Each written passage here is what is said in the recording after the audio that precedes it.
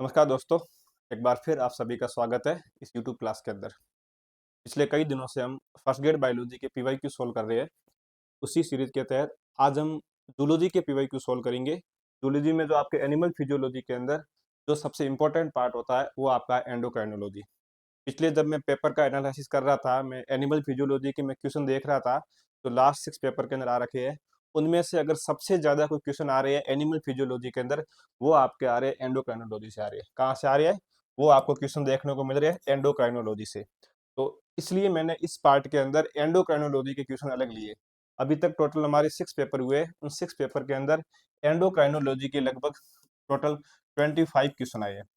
अब जैसे आप मान के चलो, अगर एनिमल फिजियो के किसी पेपर में 10 क्वेश्चन आए हैं, अगर जैसे किसी पेपर आप मान लो कि 15 क्वेश्चन आए हैं, तो उसमें से आपको 7 से 6 से 8 क्वेश्चन आपको कहाँ से मिल रहे हैं?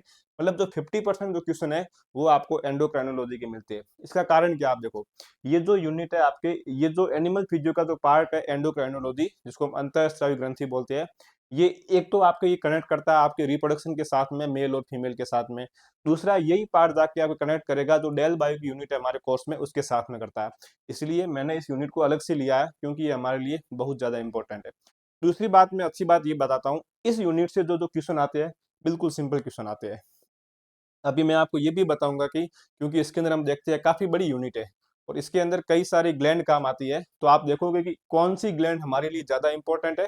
कहने का मतलब किस ग्लैंड से सबसे ज़्यादा क्वेश्चन आए हैं, वो मैं आपको यहाँ पे बताऊंगा। तो अपन अब आगे चलते हैं। ये देखो आप, यहाँ से आपको पता पड़ेगा। अभी इसमें टोटल 25 क्वेश्चन, ध्यान रखना ना, 25 क्वेश्चन आए हैं। अब जब हम इसका एनालिसिस करते हैं तो हम देखते हैं कि जो हमारी पीयूष ग्लैंड है, जो हमारी पिट्यूटरी ग्लैंड है, उसके अंदर से टोटल 7 क्वेश्चन आए हैं। कितने क्वेश्चन आए हैं? इन टोटल 25 क्वेश्चन में से टोटल 7 क्वेश्चन आपको कहाँ से मिले? पिट्यूटरी ग्लैंड से मिले। अब वो क्वेश्चन कौन कौन से अपन आगे देखेंगे। उसके बाद आपका जो टेस्टिस वाला पार्ट है, जो मेल है, वहां से आपको 3 क्वेश्चन मिले हैं। ये क्वेश्चन कौन कौन से अपन देखेंगे। अब आप आगे देखोगे, आपको देख के ये विश्वास नहीं होगा कि टेस्टिस के अंदर एक ही पार्ट से 3 क्वेश्चन आए हैं। इन्होंने एक ही जगह से पूछा है, जो आपके होता है एलएच हार्मोन। इस एलएच हार्मोन का टेस्टिस के अंदर किस जगह पे होता है, यहाँ से क्वेश्चन बार बार पूछा हुआ है। उसके बाद थायराइड ग्लैंड के बारे में पूछा, यहाँ से 2 क्वेश्चन आए अभी तक। उसके बाद पेनक्रियाज, यहाँ से 1 क्वेश्चन आया अभी तक आपके पेनक्रियाज से। फिर आपके जो प्लेसेंटा होता है, प्लेसेंटा से आपको 3 क्वेश्चन देखने को मिले हैं। और जो ओवेरी का जो पार्ट है आपकी, उससे मतलब ओवेरी से 2 क्वेश्चन आए हैं। हाइपोथैलेमस से 1 क्वेश्चन देखने को मिला है। पीनियल ग्लैंड से आपके 1 क्वेश्चन आया है। केवल एक ही पूछा है कि मेलेटोनिन हार्मोन का सीक्रेशन कहाँ से होता है, ये क्वेश्चन यहाँ से पूछा हुआ है। उसके बाद और इसमें क्या दे रखा है, और इसके बाद आपके जो एडिनल ग्लैंड होती है, जो किडनी के ऊपर पाई जाती है, वहां से 1 क्वेश्चन आया है। मेमरी ग्लैंड जो होती है हमारी, जो मेमरी ग्लैंड फीमेल की, वहां से 2 क्वेश्चन है। और जो बाकी जो हार्मोन के एक्शन के बारे में कॉन्सेप्ट से रिलेटिव 1 क्वेश्चन आ रखा है। अब अपन आगे देखेंगे ये क्वेश्चन कौन कौन से है। फिर उसके बाद ये सब कुछ नहीं, इतना कोई इंपॉर्टेंट नहीं है, ये भी इंपॉर्टेंट नहीं है, मैंने आपको बता दिया क्या क्या हमारे लिए इंपॉर्टेंट है। उसके बाद आप यहाँ पे आ जाओ, ये सब मैंने आपको इधर बता दिया। तो बस कहने का मतलब, आपके लिए ये जो टेबल है इंपॉर्टेंट है, आपको ध्यान रखना। सबसे ज्यादा क्वेश्चन आ रहे हैं आपकी पिट्यूटरी ग्लैंड से क्वेश्चन आ रहे हैं। आपको पता है कि सबसे बड़ी ग्लैंड यही होती है, मतलब कहने का मतलब सबसे बड़ी का मतलब यहाँ से क्वेश्चन सबसे ज्यादा आते हैं। तो पिट्यूटरी ग्लैंड जो होती है, यहाँ से क्वेश्चन हमारी क्वेश्चन इस एग्जाम के अंदर सबसे ज्यादा आते हैं। हमारे एग्जाम के, आप कोई भी एग्जाम देखना, अगर एंडोक्राइन सिस्टम से अगर ग्लैंड से क्वेश्चन आ रहा है, तो पिट्यूटरी ग्लैंड से आएगा डायरेक्ट क्वेश्चन। अब हम आगे क्वेश्चन हमारे सोल्व करते हैं। अब देखो, करो इस क्वेश्चन को सोल्व। इस क्वेश्चन को सोल्व करो। Androgen hormone is secreted by, सीधा इसने पूछा एंड्रोजन हार्मोन का सीक्रेशन किसके द्वारा किया जाता है। एंड्रोजन हार्मोन का सीक्रेशन किसके द्वारा किया जाता है। तो जिसको आता है वो तो कर लो, जिसको नहीं आता उनको मैं बताता हूँ। अब देखो, इस क्वेश्चन को आप अपन अच्छे से समझते हैं पूरा। यहाँ से 3 क्वेश्चन आ रखे हैं। अब देखो, आपने एक शब्द आपने सुना होगा कि मेल के अंदर टेस्टिस पाया जाता है। मेल में क्या पाया जाता है? टेस्टिस पाया जाता है। इस टेस्टिस के अंदर पाई जाती है seminiferous tubules. Seminiferous tubules, seminiferous tubules पाई जाती है। टेस्टिस में क्या पाई जाती है? सेमिनीफेरस ट्यूब्यूल्स पाई जाती है। अब आपको ये भी पता है कि जो सेमिनीफेरस जो ट्यूब्यूल्स होती है, इसकी जो संख्या होती है वो 1 से 3 तक होती है। अब ये जो सेमिनीफेरस ट्यूब्यूल्स होती है, इस सेमिनीफेरस ट्यूब्यूल्स के अंदर की ओर क्या होता है? इसके इनसाइड, जब हम इसके इनसाइड देखेंगे, इस सेमिनिफेरस ट्यूब्यूल्स के अंदर की ओर दो प्रकार की सेल पाई जाती है। एक तो आपकी सेल पाई जाती है स्पर्मेटोगोनिया। एक सेल कौन सी होती है? स्पर्मेटोगोनिया।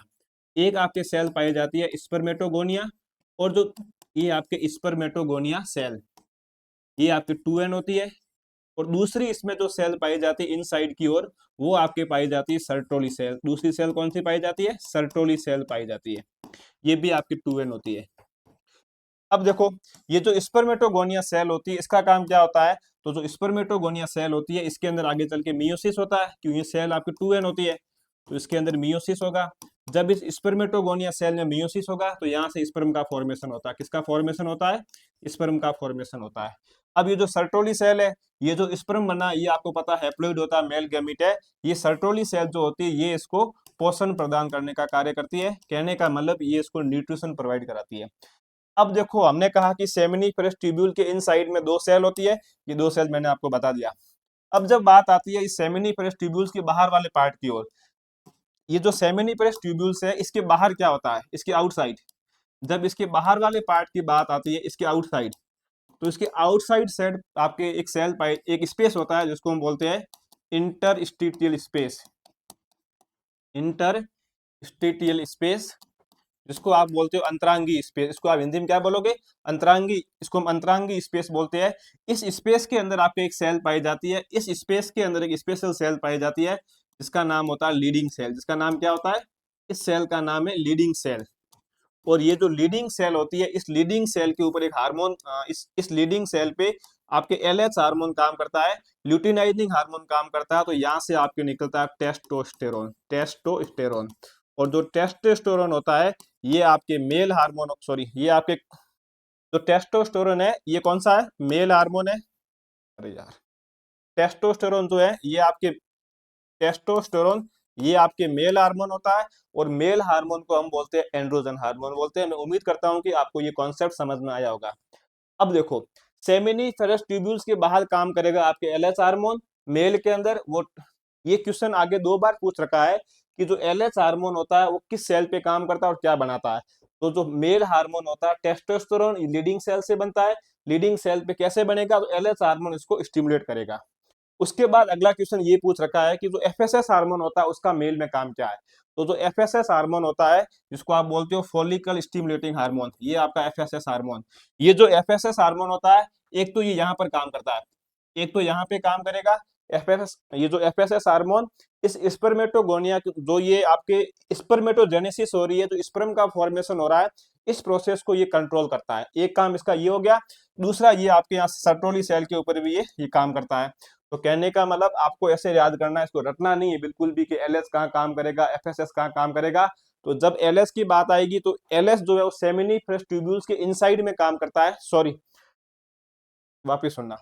सेमिनिफेरस ट्यूब्यूल्स की इनसाइड के अंदर FSS हार्मोन काम करेगा। क्या क्या बनाएगा? एक तो स्पर्म के अंदर, दूसरा ये सर्टोली सेल के डेवलपमेंट में काम करता है। जब बात आती है LH हार्मोन की, तो LH हार्मोन जो होता है, वो सेमिनिफेरस ट्यूब्यूल्स के बाहर की ओर जो इंटरस्टिशियल स्पेस होता है, वहां पर लीडिंग सेल पे जाके काम करता है। तो मैं उम्मीद करता हूं आपको ये कॉन्सेप्ट समझ में आया होगा। तो हमारा क्वेश्चन पूछा था कि एंड्रोजन हार्मोन कहाँ से बनता है, तो ये हमारा एंड्रोजन हार्मोन है। मेल हार्मोन को हम एंड्रोजन बोलेंगे। ये आपके लीडिंग सेल से बनता है, इसके कारण बनता है, LH के कारण। तो इस क्वेश्चन को सोल्व कर दो आप। क्या पूछा था? Androgen hormone is secreted by, तो लीडिंग सेल से इस हार्मोन का क्या होता है? सीक्रेशन होता है। इसका राइट आंसर हो जाएगा लीडिंग सेल। अब ये अपन आगे देखेंगे ना, ये कॉर्पस ल्यूटियम क्या होता है, फॉलिकुलर सेल क्या है, ये भी मैंने आपको बता दिया। जो सर्टोली सेल होती है, ये अभी मैंने आपको बताया इनसाइड होती है। लीडिंग सेल तो सेमिनिफेरस ट्यूब्यूल्स के बाहर की ओर पाई जाती है, इंटरस्टिशियल स्पेस के अंदर पाई जाती है। इसको सोल्व करो। विच सीक्रेटेड कैल्सिटोनिन, कैल्सिटोनिन हार्मोन का सीक्रेशन कहां से होता है? पूरे क्वेश्चन को पढ़ो, उसके बाद सोल्व करो।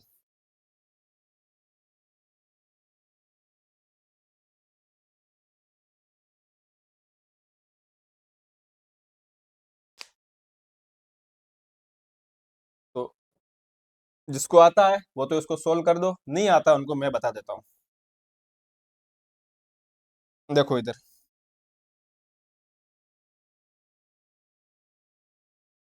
आप लोगों को ये तो आता होगा कि एक थायराइड नाम की ग्लैंड होती है वुमन के, हमारे अंदर थायराइड ग्लैंड। अब जब हम थायराइड ग्लैंड की बात करते हैं तो इस थायराइड ग्लैंड के अंदर एक स्पेशल टाइप की सेल पाई जाती है जिसको हम बोलते हैं सी सेल। इसके अंदर सी सेल पाई जाती है। इस सेल का दूसरा नाम होता है पैराफोलिकुलर सेल। क्या नाम होता है इस सेल का? Parafollicular cell. इस सेल का दूसरा नाम है पैराफोलिकुलर सेल। आया समझ में? ये जो सी सेल होती है, पैराफोलिकुलर सेल होती है, ये आपके दो टाइप के हार्मोन निकालती है। ये सेल दो टाइप के हार्मोन निकालती है। एक तो आपके ये निकालेगी थायरोक्सिन, एक तो ये आपके निकालेगी थायरोक्सिन हार्मोन को निकालती है। और जो थायरोक्सिन होता है ये आपके T4 या T3 होता है। आया समझ में? ये ज्यादा एक्टिव होता है। दूसरा ये आपके निकालते हैं यहाँ पर थायरोकैल्सिटोनिन हार्मोन, TCT। इसका नाम है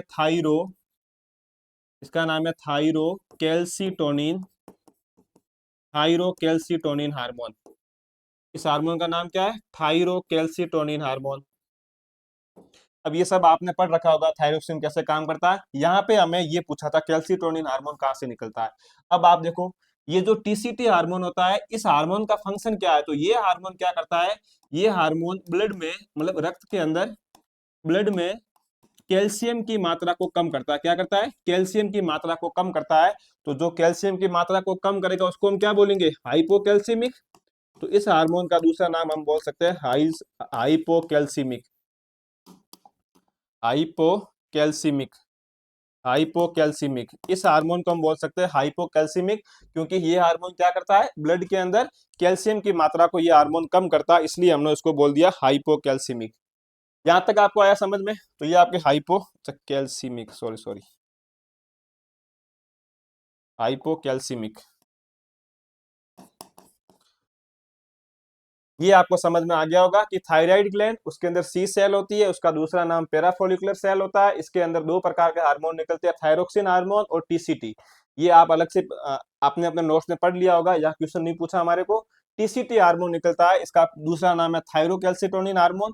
इस हार्मोन का फंक्शन होता है, ये ब्लड में कैल्शियम के लेवल को कम करता है। तो जो कैल्शियम के लेवल को कम करेगा उसको हम बोलेंगे हाइपोकैल्सीमिक। अब यहाँ पर एक ग्लैंड और होती है, इस ग्लैंड का नाम है पैराथायराइड ग्लैंड। इस ग्लैंड का नाम क्या है? Parathyroid gland. Parathyroid gland. एक ग्लैंड और होती है, इसका नाम है पैराथायरॉइड ग्लैंड। अब जब पैराथायराइड ग्लैंड की बात आती है तो आपने पढ़ा होगा ये ग्लैंड कहाँ पाई जाती है? ये ग्लैंड थायरोक्सिन ग्लैंड के पीछे की ओर पाई जाती है, संख्या में 4 होती है। हमारे लिए इंपॉर्टेंट क्या? इंपॉर्टेंट ये है कि ये ग्लैंड कौन सा हार्मोन निकालती है। तो इस ग्लैंड के द्वारा एक हार्मोन का सिक्रेशन किया जाता है।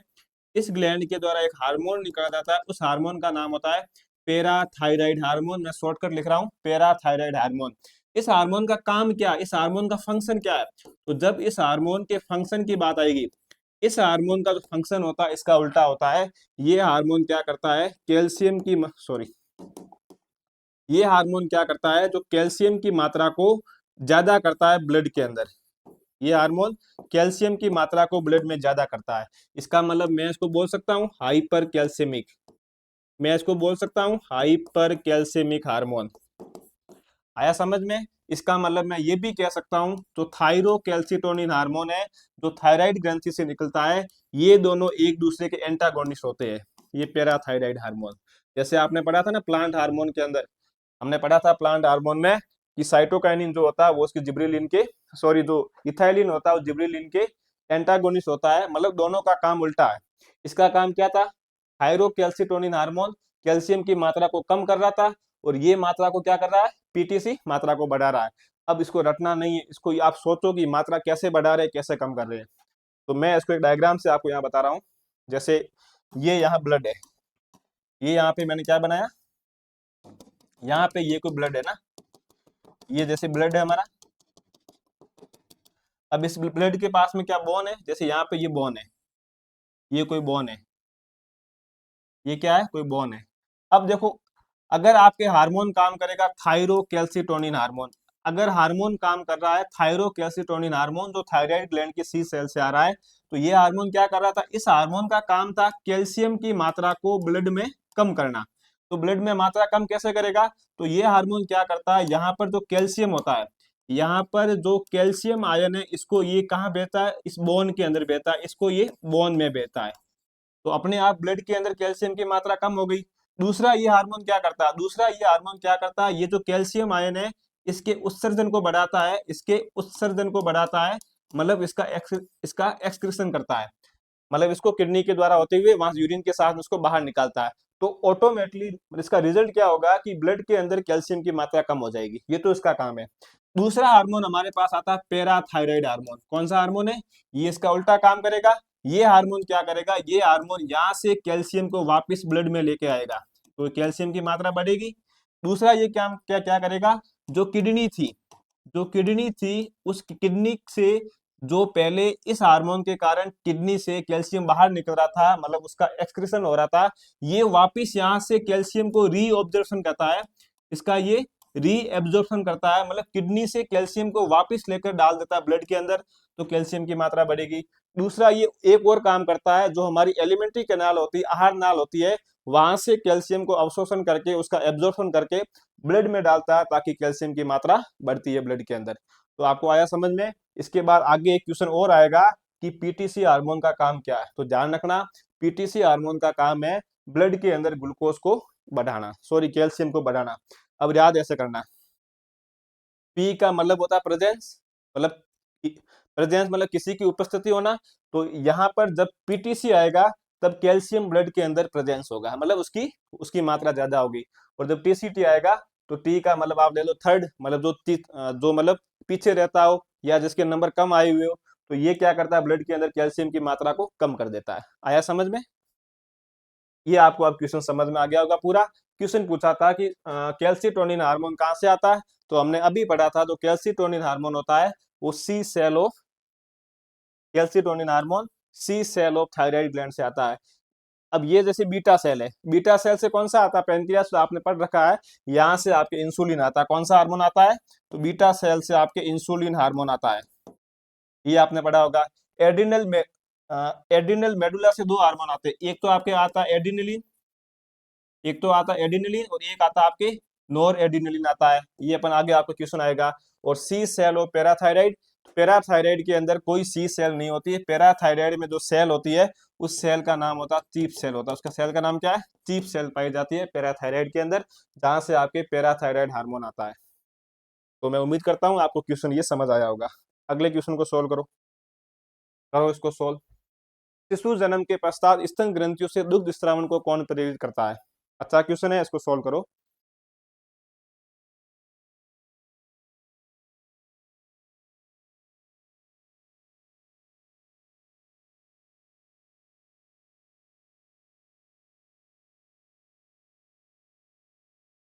तो ये आप सबको पता होगा, जैसे जब प्रोलैक्टिन की बात आती है तो प्रोलैक्टिन जो हार्मोन है, अब देखो ये जो प्रोलैक्टिन हार्मोन है इसका सिक्रेशन कहाँ से होता है? तो आपको पता है जो एडिनो हाइपोफाइसिस है, एडिनो हाइपोफाइसिस, एडिनो हाइपोफाइसिस, ये आपके अग्र पीयूष ग्रंथि का पार्ट है। यहाँ से कौन सा हार्मोन आता है? प्रोलैक्टिन हार्मोन आता है। और ये जो प्रोलैक्टिन हार्मोन, इसका काम क्या होता है? तो ये क्या करता है? मिल्क का प्रोडक्शन करता है। ये क्या करता है? मिल्क का प्रोडक्शन करता है। मिल्क प्रोडक्शन कब करता है? जब उसमें प्रसव होता है, तब पार्थुरेशन के समय। ये अपने पढ़ लिया था, जो एफएसएस होता है और एलएच होता है, ये भी आपके पीयूष ग्रंथि के अग्रभाग से आते हैं। इसका काम अपने पीछे पढ़ लिया था। एस्ट्रोजन हार्मोन जो होता है ये आपके दो जगह से आएगा, एक तो आएगा ओवेरी से आएगा, और दूसरा ये आपके आता है जब प्लेसेंटा का जब डिलीवरी होती है उस समय ये प्लेसेंटा से भी इस हार्मोन का सीक्रेशन किया जाता है। और एस्ट्रोजन हार्मोन का काम क्या होता है? अब देखो, एस्ट्रोजन हार्मोन के कई सारे काम है, लेकिन यहाँ हम बात कर रहे हैं जब उसके अंदर फीमेल जब प्रेग्नेंट है, उसके बाद जब उसमें पार्थुरेशन होता है, तो जो एस्ट्रोजन हार्मोन होता है इसका काम ये होता है, जब कोई फीमेल प्रेग्नेंट होती है जब सॉरी जब कोई फीमेल प्रेग्नेंट होती है, जब उसमें धीरे धीरे उसमें जब प्रेगनेंसी जो उसका प्रेगनेंसी जो उसकी प्रेगनेंसी ड्यूरिंग है, वो जब टाइम धीरे धीरे बढ़ता जाता है, जैसे 6 मंथ, 7 मंथ, 8 मंथ, 9 मंथ, तो धीरे धीरे उसके ब्रेस्ट का डेवलपमेंट ज्यादा होता है। तो वो जो ब्रेस्ट का जो डेवलपमेंट होता है, जो उसके ब्रेस्ट का डेवलपमेंट होता है, जो उसके ब्रेस्ट का डेवलपमेंट होता है फीमेल का प्रेगनेंसी, मतलब उसके बच्चे के जन्म होने से पहले, वो इस एस्ट्रोजन हार्मोन के कारण होता है। आया समझ में? और प्रोजेस्टेरोन हार्मोन क्या काम करता है? वो उस प्रेगनेंसी को मेंटेन करता है। अब मेरा आपसे ये क्वेश्चन है कि जब जब किसी फीमेल में डिलीवरी होती है या जब बच्चे का जन्म होता है, तो उसके बाद ही उस फीमेल के अंदर उसकी उसकी जो मेमोरी ग्लैंड होती है उसके अंदर मिल्क क्यों आता है, उसका कारण क्यों है? तो उसका रीजन क्या है? मतलब डिलीवरी होने से पहले उसी मेमोरी ग्लैंड के अंदर, उसी स्तन ग्रंथियों के अंदर मिल्क का प्रोडक्शन नहीं होता है, लेकिन जैसे ही डिलीवरी होती है उसके बाद में उसमें मिल्क क्यों बनता है? इसके पीछे साइंटिफिक कारण है, उसको मैं देखो मैं बताता हूँ ये। मैं यहाँ लिख रहा हूँ before delivery. Before delivery. Before delivery. अब देखो, डिलीवरी होने से पहले क्या होता है, तो आपको पता होगा कि डिलीवरी होने से पहले फीमेल की बॉडी के अंदर एक तो हार्मोन होता है एस्ट्रोजन, दूसरा हार्मोन होता है प्रोजेस्टेरोन। एस्ट्रोजन और प्रोजेस्टेरोन। तो डिलीवरी होने से पहले फीमेल की बॉडी में एस्ट्रोजन हार्मोन की मात्रा तथा प्रोजेस्टेरोन हार्मोन की मात्रा क्या होती है, दोनों की ज्यादा होती है। अब इन दोनों की मात्रा जब ज्यादा होती है तो ये दोनों क्या करते हैं, जो एस्ट्रोजन हार्मोन होता है वो तो ब्रेस्ट की डेवलपमेंट करता है, मतलब स्तन ग्रंथियों का विकास करता है, तो उसकी साइज बढ़ती है। और जो प्रोजेस्टेरोन होता है वो प्रेगनेंसी को मेंटेन रखता है। तो ये दोनों जो हार्मोन होते हैं ना, ये दोनों हार्मोन एस्ट्रोजन और प्रोजेस्टेरोन हार्मोन होते हैं, ये दोनों हार्मोन इनहिबिट करते हैं प्रोलैक्टिन के सीक्रेशन को। किसको इनहिबिट करते हैं? प्रोलैक्टिन के सीक्रेशन को ये इनहिबिट करते हैं, मतलब इसको ये रोकते हैं, इसके ऊपर नेगेटिव इफेक्ट डालते हैं। मतलब ये प्रोलैक्टिन के स्त्रावन को रोक देते हैं। कब रोक देते हैं? ये उस समय रोक देते हैं जब तक डिलीवरी नहीं हुई हो। जैसे ही डिलीवरी हो जाती है उस समय उस फीमेल के अंदर, मतलब after delivery, after delivery after delivery तो डिलीवरी के बाद में क्या होता है, उस फीमेल की बॉडी के अंदर जो एस्ट्रोजन हार्मोन है, जो एस्ट्रोजन हार्मोन है जो एस्ट्रोजन हार्मोन है, इस हार्मोन की मात्रा धीरे धीरे थोड़ी कम हो जाती है। और जो प्रोजेस्टेरोन हार्मोन होता है उसकी मात्रा आपके अचानक से एकदम डाउन हो जाती है। अब क्या होता है, देखो एस्ट्रोजन की मात्रा थोड़ी कम हो गई, प्रोजेस्टेरोन की मात्रा अचानक कम हो गई, तो ये हार्मोन इसके स्त्रावन को रोक नहीं पाते प्रोलैक्टिन के। तो जब प्रोलैक्टिन के ऊपर से ये अवरोधक हट जाता है इन हार्मोन का, तो तो जो पीयूष ग्रंथि का जो अग्रभाग होता है वो वहां से प्रोलैक्टिन हार्मोन निकालता है, प्रोलैक्टिन हार्मोन आके मिल्क का फॉर्मेशन करता है। आया समझ में? तो ये आपके अंदर इस प्रकार से होता है। उसके साथ में मिल्क का फॉर्मेशन हो गया। फिर एक हार्मोन आता है ऑक्सीटोसिन हार्मोन। ऑक्सीटोसिन हार्मोन क्या करेगा, वहां से मिल्क को बाहर निकालना, मतलब मिल्क का इजेक्शन करना है, उस मिल्क का वहां से मेमोरी ग्लैंड से बाहर निकालना है, तो उसमें काम करता है ऑक्सीटोसिन। तो ऑक्सीटोसिन का काम होता है, जैसे ऑक्सीटोसिन पीछे दिया होगा शायद यहाँ पे, ऑक्सीटोसिन जो या नहीं है, ठीक है। जो ऑक्सीटोसिन हार्मोन होता है वो मिल्क के इंजेक्शन के अंदर काम आता है, मतलब मिल्क के निष्कर्षण में वहां से उसको बाहर निकालने में काम आता है। और मिल्क को बनाने में कौन काम आता है? प्रोलैक्टिन हार्मोन काम आता है। प्रोलैक्टिन हार्मोन पीयूष ग्रंथि के अग्रभाग से आता है, एडिनो हाइपोफाइसिस पार्ट से आता है। और जो ऑक्सीटोसिन हार्मोन होता है वो पीयूष ग्रंथि के पश्च भाग से आता है, जिसको हम न्यूरो हाइपोफाइसिस पार्ट बोलते हैं। अब कुछ कुछ जगह पे साइंस में, मतलब साइंटिफिक फैक्ट ये भी कहते हैं कि मतलब कभी कभार जब जो अपने जो छोटा बेबी होता है वो जब रोता है, तो मतलब उसके रोने की आवाज सुन के उस जो मदर होती है उसके ब्रेन को ये सिग्नल जाता है कि जो बेबी है वो फीडिंग कर रहा है, वो मतलब मिल्क का फीडिंग कर रहा है। तो उससे ऑक्सीटोसिन हार्मोन जो होता है वो ऑटोमेटिक वहां रिलीज होता है। तो वहां से उस मिल्क, जो उस मदर की मेमोरी ग्लैंड से जो मिल्क होता है वो धीरे धीरे लीक होता है, मतलब उसके अपने बेबी के रोने की आवाज को सुनकर। क्योंकि ब्रेन को ये सिग्नल मिलता है, उस मदर की ब्रेन को सिग्नल मिलता है कि मतलब जैसे कोई बेबी है वो मिल्क दूध पी रहा है, या मतलब वो मिल्क की फीडिंग कर रहा है, तो वो मतलब कभी कभार बच्चे की रोने की आवाज से भी दूध उसकी स्तन ग्रंथियों से, उसके स्तन से बाहर आ जाता है, मतलब उसकी जो मेमोरी ग्लैंड होता है उससे बाहर आ जाता है। तो ये आपको समझ में आ गया होगा, ये सब इसके ऊपर था। तो क्वेश्चन क्या पूछा था कि शिशु जन्म के पश्चात स्तन ग्रंथियों से दूध का स्त्रावन कौन करता है, तो ये आपके प्रोलैक्टिन करेगा। और अगर दूध को बाहर कौन निकालता है, उसका मतलब उसमें इजेक्शन कौन करता है, तो वो आपके ऑक्सीटोसिन करता है। इसको सॉल्व करो। Anti diuretic hormone is synthesised by, anti diuretic hormone का निर्माण कौन सा होता है? आपको पता होना चाहिए एंटी डायूरेटिक हार्मोन कौन सा होता है। जो वेसोप्रेसिन होता है वो एंटी डायूरेटिक हार्मोन है। कौन सा हार्मोन है? जो वेसोप्रेसिन होता है ये आपका कौन सा एंटी डायूरेटिक हार्मोन है। और हमने पढ़ रखा है कि दो हार्मोन हमारे पास, एक तो हमारे पास वेसोप्रेसिन, वेसोप्रेसिन एक तो हार्मोन है वेसोप्रेसिन। दूसरा हार्मोन है ऑक्सीटोसिन। दूसरा हार्मोन कौन सा है? ऑक्सीटोसिन। ये दो जो हार्मोन है, इन दो हार्मोन का जो सीक्रेशन होता है, ये जो दो हार्मोन है, इन हार्मोन का अगर बात आएगी सिंथेसिस की, मतलब इन हार्मोन का निर्माण, जब इन हार्मोन के सिंथेसिस की बात आएगी तो इनका जो सिंथेसिस होता है, मतलब इनका जो संश्लेषण होता है, वो तो आपके होता है हाइपोथैलेमस के अंदर। कहाँ होता है? हाइपोथैलेमस के अंदर। अब हाइपोथैलेमस के अंदर भी कहाँ पे होगा? जो आपके न्यूरोसिक्रेटरी पार्ट होता है, जो न्यूरोसिक्रेटरी सेल होती है, वहां पे होता है। और इसका सीक्रेशन कहाँ पे होगा? मतलब इनका स्त्रावण कौन करेगा? तो इनका जो सीक्रेशन होगा, इनका जो स्त्रावण करेगा, वो आपके करेगी जो पिट्यूटरी ग्लैंड है, जो आपकी पीयूष ग्रंथि है, जो पीयूष ग्रंथि होती है, जो आपकी पिट्यूटरी ग्लैंड होती है, उसका जो पक्ष भाग है, उसका जो पक्ष भाग होता है, मतलब उसका जो न्यूरो हाइपोफाइसिस पार्ट से इनका स्त्रावण किया जाता है या इनका सीक्रेशन किया जाता है।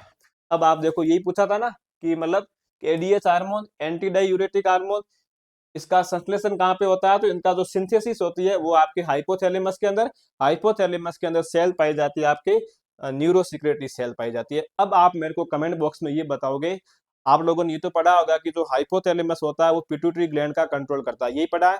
अब मुझे आप ये बताओ कि हाइपोथैलेमस, अब पिट्यूटरी ग्लैंड के दो पार्ट, एक होता है अग्र पार्ट जिसको हम एडिनो हाइपोफाइसिस बोलते हैं, एक होता है पक्ष भाग जिसको हम न्यूरो हाइपोफाइसिस बात बोलते हैं। मुझे आप ये बताओगे हाइपोथैलेमस डायरेक्ट रूप से किस पार्ट का कंट्रोल करता है पीयूष ग्रंथि के, और इनडायरेक्ट रूप से हाइपोथैलेमस पीयूष ग्रंथि के किस भाग का कंट्रोल करता है, और वो क्यों करता है डायरेक्ट और इनडायरेक्ट, ये आपको मैं अगली क्लास में बताऊंगा। मैं आपको ये कारण अगली क्लास में बताऊंगा। आप मुझे ये बताओगे किस पार्ट का वो डायरेक्ट रूप से कंट्रोल करता है और किस पार्ट का वो इनडायरेक्ट रूप से कंट्रोल करता है।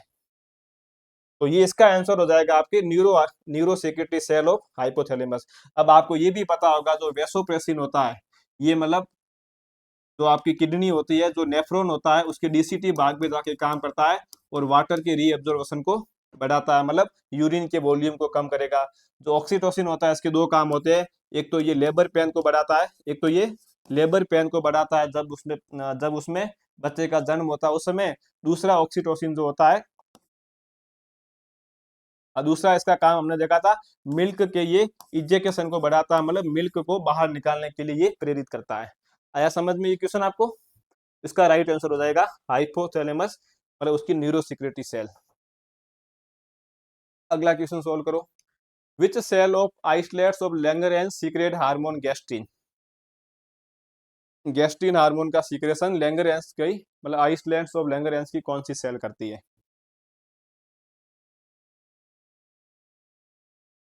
तो अब देखो, यहाँ इसने कुल मिला के दे रखी है पेनक्रियाज सेल के बारे में। आपने पढ़ा होगा पेनक्रियाज के बारे में, आपने पढ़ा होगा जो अग्नाशय ग्रंथि होती है वो एक प्रकार की मिक्स ग्लैंड है, मतलब वो एक मिश्रित ग्रंथि होती है। मिश्रित इसलिए होती है क्योंकि इसके अंदर एक तो पार्ट होता है आपके एक्सोक्राइन वाला, और एक इसमें होता है आपके एंडोक्राइन वाला।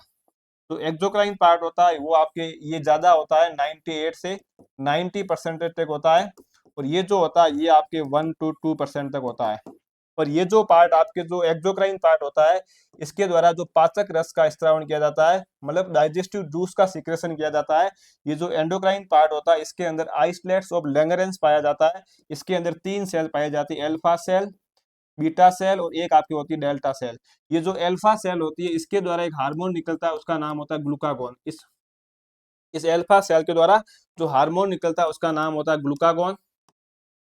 बीटा सेल द्वारा निकलने वाले हार्मोन का नाम होता है इंसुलिन, और डेल्टा सेल द्वारा जो हार्मोन निकलता है आपके सोमेटोस्टेटिन, शायद ऐसा कुछ, मुझे नाम याद नहीं आ रहा। सोमेटोस्टेटिन है, देख लेना एक बार है ना, ये हार्मोन आप सोमेटोस्टेटिन है, एक बार इस नाम को वापस क्रॉस चेक कर लेना। ये जो ग्लूकागोन होता है, इसका काम क्या होता है? ग्लूकागोन का काम होता है ये ग्लूकोज की मात्रा को बढ़ाता है ब्लड के अंदर।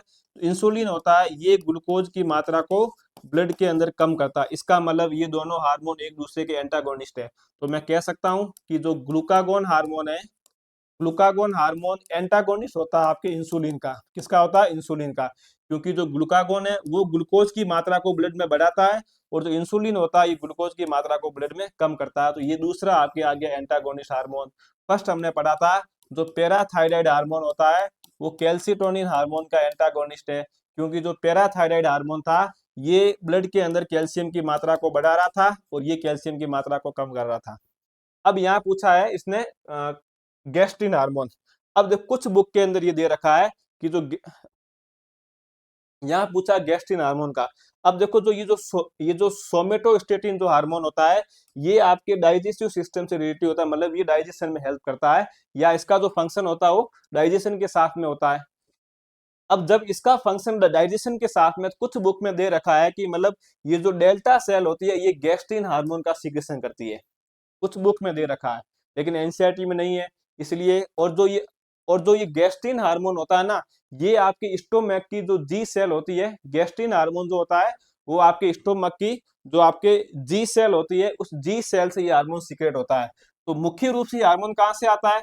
जो हमारा अमाशय होता है, स्टोमक होता है, उस स्टोमक की जो जी सेल है, उस जी सेल से इस हार्मोन का सीक्रेशन होता है। तो मुख्य रूप से, प्रमुख रूप से इस हार्मोन का सीक्रेशन स्टोमक की जी सेल से होता है, इनमें से किसी भी सेल से नहीं होता है। तो अब जैसे कुछ बुक में दे रखा है कि डेल्टा सेल भी जो है वो गैस्ट्रिन हार्मोन का सीक्रेशन करती है, लेकिन नहीं करती है। अब कुछ कुछ बुक में है तो हो सकता है, लेकिन एनसीईआरटी के अंदर नहीं है, तो हम भी नहीं मानेंगे। और जब एनसीईआरटी में नहीं है तो उसको मतलब आरपीसी ने भी नहीं माना, इसलिए इस क्वेश्चन को आरपीसी को करना पड़ा डिलीट। अब एक दे रखा गोबलेट सेल, तो आपको पता है ये म्यूकस का सीक्रेशन करती है। ये हमारी जो जो हमारी एलिमेंट्री डक्ट होती है वहां पाई, जो हमारी जैसे एलिमेंट्री डक्ट में जो हमारी जो जो हमारी आंतें होती हैं, जो हमारी इंटेस्टाइन होती है, उसमें जो उनकी डक्ट होती है उसके अंदर ये पाई जाती है, वहाँ ये म्यूकस का सीक्रेशन करती है। इसके अलावा जो हमारा रेस्पिरेटरी ट्रैक्ट है, जो श्वास नली होती है, उसके अंदर भी ये म्यूकस का सीक्रेशन करती है। तो जो गैस्ट्रिन हार्मोन होता है वो मुख्य रूप से स्टोमक की जी सेल से निकलता है, इसलिए आरपीएससी को ये क्वेश्चन करना पड़ा डिलीट। और यहाँ से एग्जाम में ये पूछा हुआ क्वेश्चन है ना कि ग्लूकागोन किसका एंटागोनिस्ट है, पैराथायराइड हार्मोन किसका एंटागोनिस्ट है, आया समझ में? इस क्वेश्चन को आरपीसी ने क्या किया, डिलीट किया है। इस क्वेश्चन को सॉल्व करो आप। Hypersecretion of growth hormone in human after puberty is the cause of. यौवना अवस्था के पश्चात वृद्धि हार्मोन के अत्यधिक स्राव से क्या होता है, इस क्वेश्चन को बताओ। यौवना अवस्था के पश्चात मतलब इसके अति स्त्रावण से क्या होगा, आपको ये बताना है।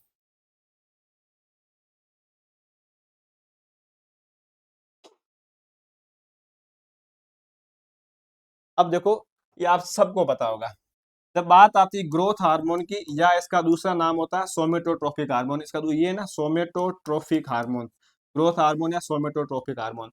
अब अगर इस हार्मोन का अल्प विस्तारण हो जाए, अगर इस हार्मोन की कमी हो जाए, तो हम इसको क्या बोलेंगे, हाइपोसिक्रेशन। अब अगर इस हार्मोन का अधिक स्त्रावण हो तो इसको हम बोलेंगे अति स्त्रावण। तो अगर इस हार्मोन की,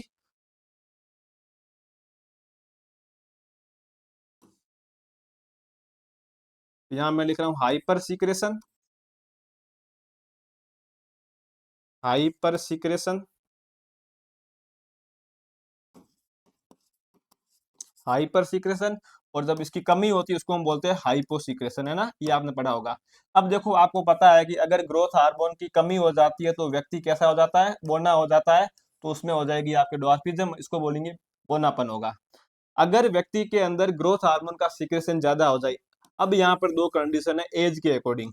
अब यहाँ पर एज के अकॉर्डिंग, अगर अगर बचपन के अंदर ग्रोथ हार्मोन का सीक्रेशन ज्यादा हो जाए, तो ऐसे व्यक्ति में जो रोग होता है उसको हम बोलेंगे गाइगेंटिज्म। क्या बोलेंगे हम, गाइगेंटिज्म। और अगर प्यूबर्टी यानी एडल्ट के अंदर, एडल्ट के अंदर मतलब बचपन के बाद में अगर ग्रोथ हार्मोन का सीक्रेशन ज्यादा हो जाए, तो उसमें आपके हो जाएगा एक्रोमेगेली। अब देखो मैं आपको डिफरेंट बताता हूँ। आपको ये तो पता है कि भाई डॉर्फिज्म का मतलब वो व्यक्ति, उसकी हाइट नहीं बढ़ेगी। अब यहाँ पे डिफरेंट है, बचपन के अंदर अगर ग्रोथ हार्मोन का सीक्रेशन ज्यादा हो जाए तो उसको बोलेंगे गाइगेंटिज्म। और अगर बचपन के बाद में व्यक्ति पूरी तरीके से मैच्योर हो गया, या मतलब प्यूबर्टी के बाद में, मतलब एडल्ट, जब उसकी एडल्ट कंडीशन हो, जब उसकी एडल्ट स्टेज होती है वहां पर अगर होता है उसको बोलेंगे एक्रोमेगेली। अब आप मैक्सिमम लोग ये सोच के बैठे हैं कि गाइगेंटिज्म तथा एक्रोमेगेली दोनों के अंदर व्यक्ति की हाइट बढ़ती नहीं। गाइगेंटिज्म के अंदर व्यक्ति की हाइट बढ़ती है, मतलब जो छोटे बच्चे होते हैं उनकी हाइट 7-8 फुट तक, आपने देखा होगा कुछ बच्चों की हाइट, जो मतलब उनमें अभी तक प्यूबर्टी टाइम नहीं आया, लेकिन उनकी हाइट जो होती है वो 7 से 8 फीट तक होती है। इसका मतलब उनके चाइल्डहुड के अंदर हाइपोसिक्रेशन हुआ ग्रोथ हार्मोन का, और इसके अंदर उनकी पूरी बॉडी की ग्रोथ होती है। ऐसा नहीं कि भाई यहाँ वाले पार्ट की ग्रोथ होगी यहाँ नहीं होगी, उनकी पूरी बॉडी की एकदम इक्वल रूप से ग्रोथ होती है। ये तो आपके होता है गाइगेंटिज्म के अंदर। दूसरा होता है एक्रोमेगेली। एक्रोमेगेली में क्या होता है, प्यूबर्टी के बाद जब ग्रोथ हार्मोन की मात्रा ज्यादा होती है या उसका हाइपर सीक्रेशन होता है, तो उस समय जो आपकी होगी वो होगा एक्रोमेगेली। अब एक्रोमेगेली है क्या? एक्रोमेगेली के अंदर व्यक्ति की हाइट जो होती है वो तो हमेशा स्टेबल रहती है, जितनी पहले थी उतनी की उतनी रहती है, लेकिन इस एक्रोमेगेली के अंदर बॉडी का कोई न कोई पार्ट में वृद्धि हो जाती है। जैसे उसके हाथ के अंदर ग्रोथ हो गई, या उसके यहाँ वाले पार्ट जो है, जो उसका चेस्ट है उसमें ज्यादा ग्रोथ हो गई, या उसके पाँव में ज्यादा ग्रोथ हो गई। तो ध्यान रखना, यहाँ पर हाइट सेम रहती है, हाइट के अंदर कोई ज्यादा वृद्धि नहीं होती है, लेकिन गाइगेंटिज्म के अंदर यहाँ पर हाइट में बहुत ज्यादा वृद्धि होती है। अब ये वृद्धि यहाँ क्यों नहीं होती, यहाँ क्यों होती है? क्योंकि इसके अंदर एक आपने सुना होगा, एक एक आप ईपीफाइसिल प्लेट पाई जाती है। वो ईपीफाइसिल प्लेट यहाँ पर तो क्लोज, यहाँ पर तो ओपन होती है, यहाँ पर वो प्लेट हो जाती, क्लोज हो जाती है। ये तो वैसे थ्योरी क्लास की बातें है, अपन यहाँ से बात नहीं करेंगे क्योंकि वीडियो लंबा हो जाएगा। तो यहाँ पर जो ईपीफाइसिल प्लेट है वो आपके क्लोज हो जाती है, इसलिए हाइट नहीं बढ़ती है, और यहाँ पर ईपीफाइसिल प्लेट जो होती है ओपन होती है, इसलिए गाइगेंटिज्म में व्यक्ति की हाइट बढ़ती रहती है। व्यक्ति ऐसे लंबा देखेगा, उसकी एज तो होगी कम, मतलब 7-8 साल का बच्चा या 10-12 साल का बच्चा आपको दिखेगा 7-8 फुट का। यहाँ पर प्यूबर्टी के बाद में हाइट नहीं बढ़ेगी, लेकिन बॉडी के किसी न किसी 2-3 पार्ट के अंदर ग्रोथ ज्यादा हो जाएगी, और यहाँ पूरे पार्ट के अंदर ग्रोथ होगी। तो यहाँ इसने पूछा था यौवनावस्था के पश्चात, मतलब प्यूबर्टी के बाद में। तो प्यूबर्टी के बाद मतलब वो इंसान एडल्ट हो चुका है, जब एडल्ट के अंदर हो रहा है क्या, इसमें अत्यधिक सीक्रेशन हो रहा है, तो आपकी डिजीज हो जाएगी एक्रोमेगेली। आया समझ में ये? तो अब आज के बाद कंफ्यूजन मत होना कि गाइगेंटिज्म और एक्रोमेगेली में क्या डिफरेंट है। इस क्वेश्चन को ये कैसे हो गया?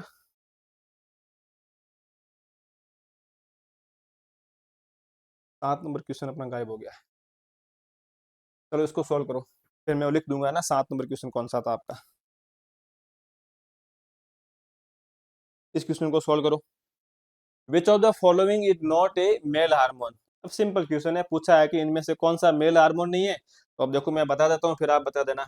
ये जो आपके जो एंड्रोस्टेरॉइड हार्मोन होता है, ये एक वीक मेल हार्मोन है। कैसा है? ये एक वीक मेल हार्मोन है, ये एक वीक मेल हार्मोन है। और ये जो आपके डाई हाइड्रोक्सी जो टेस्टोस्टेरोन होता है, ये एक स्ट्रॉन्ग मेल हार्मोन है। ये कैसा है? स्ट्रॉन्ग मेल हार्मोन है। अब आपको इसका आंसर मिल गया होगा। ये जो एंड्रोस्टेरॉइड होता है, इस एंड्रोस्टेरॉइड से हार्मोन को कौन सा बनेगा? इस एंड्रोस्टेरॉइड से आपके बनेगा टेस्टोस्टेरोन बनेगा, और इस टेस्टोस्टेरोन से आगे चल के आपके बनेगा डाई हाइड्रोक्सी टेस्टोस्टेरोन। इसका मतलब ये तीनों मेल हार्मोन है। इसका मतलब पीछे बचा, इसका आंसर हो जाएगा आपके ऑप्शन नंबर 3, 7 बीटा एस्ट्राडियोल। ये आपके एक फीमेल हार्मोन है, मतलब ये एस्ट्रोजन कैटेगरी का हार्मोन है। तो आपको आया समझ में? एंड्रोस्टेरॉइड ये एक वीक मेल हार्मोन होता है। ये जो वीक मेल हार्मोन है, ये इस टेस्टोस्टेरोन का प्रिकर्सर होता है। कहने का मतलब ये हार्मोन आगे चल के बनाएगा टेस्टोस्टेरोन। अब ये जो टेस्टोस्टेरोन ये आगे चल के आपके बना देगा डाई हाइड्रोक्सी टेस्टोस्टेरोन बना देगा। इसका मतलब इसने पूछा कौन सा नर हार्मोन नहीं है, तो ये सी ऑप्शन वाला जो है हमारा है, ये 17 बीटा एस्ट्राडियोल जो है ये हमारा फीमेल हार्मोन है, न कि मेल हार्मोन है। इस क्वेश्चन को सोल्व करो। आइडेंटिफाइड मिल्क इजेक्शन हार्मोन, सीधा पूछा है कि मिल्क के इजेक्शन के अंदर कौन सा हार्मोन काम आता है। तो अगर मिल्क के इजेक्शन का पूछा है तो इसका राइट तो हो जाएगा ऑक्सीटोसिन, लेकिन हमें पता है कि दोनों ऑप्शन साथ में दे रखे हैं, तो यहाँ हमारा आंसर हो जाएगा 4 नंबर। वेसोप्रेसिन क्या काम आता है? वेसोप्रेसिन आपको पता है, मैंने अभी बताया था, इसका दूसरा नाम एंटी डायूरेटिक हार्मोन है। ये आपके हाइपोथैलेमस के अंदर इसका सिंथेसिस होता है, लेकिन सीक्रेशन होता है इसका पीयूष ग्रंथि के द्वारा। काम क्या आता है, ये किडनी के अंदर उसकी डीसीटी भाग से री एब्जॉर्प्शन को ज्यादा बढ़ाता है, मतलब पानी को वापस बाहर लेता है, जिससे यूरिन की वॉल्यूम कम हो जाती है। फिर आगे दे रखा है ल्यूटिनाइजनिंग हार्मोन, ये हमने अभी पढ़ा था एलएच, ये एलएच हार्मोन की बात हो रही है। फिर फॉलिकल स्टिमुलेटिंग हार्मोन, ये भी हमने पढ़ लिया, ये आपके एफएसएस की बात हो रही है। और ये आपके होता है प्रोलैक्टिन और ऑक्सीटोसिन। प्रोलैक्टिन भी आपके कहाँ से आएगा? ये पीयूष ग्रंथि के अग्रभाग से आएगा, एडिनो हाइपोफाइसिस से आएगा। और ये भी आपके ऑक्सीटोसिन कहाँ से आएगा? तो ऑक्सीटोसिन आपके आएगा पीयूष ग्रंथि के पश्च भाग से आएगा। तो इसका आंसर हो जाएगा 4 नंबर। फिर in human mails the synthesis and secretion of androgen hormone from testis stimulated by. बिल्कुल नॉर्मल बात है, मैंने आपको पीछे की क्लास में बता दिया पूरा, मैंने बताया था। पूछा क्या है, इसने पूछा है कि मेल के अंदर जो आपके टेस्टोस्टेरोन बनता है उसको हम एंड्रोजन बोलेंगे। उस हार्मोन को बनाने के लिए उस हार्मोन को बनाने के लिए कौन सा हार्मोन उसके ऊपर काम करता है जिससे वो हार्मोन बनता है, मतलब सीक्रेट या उसको मोटिवेट करने का काम कौन सा करता है। कहने का मतलब ये आपको ये पूछ रहा है।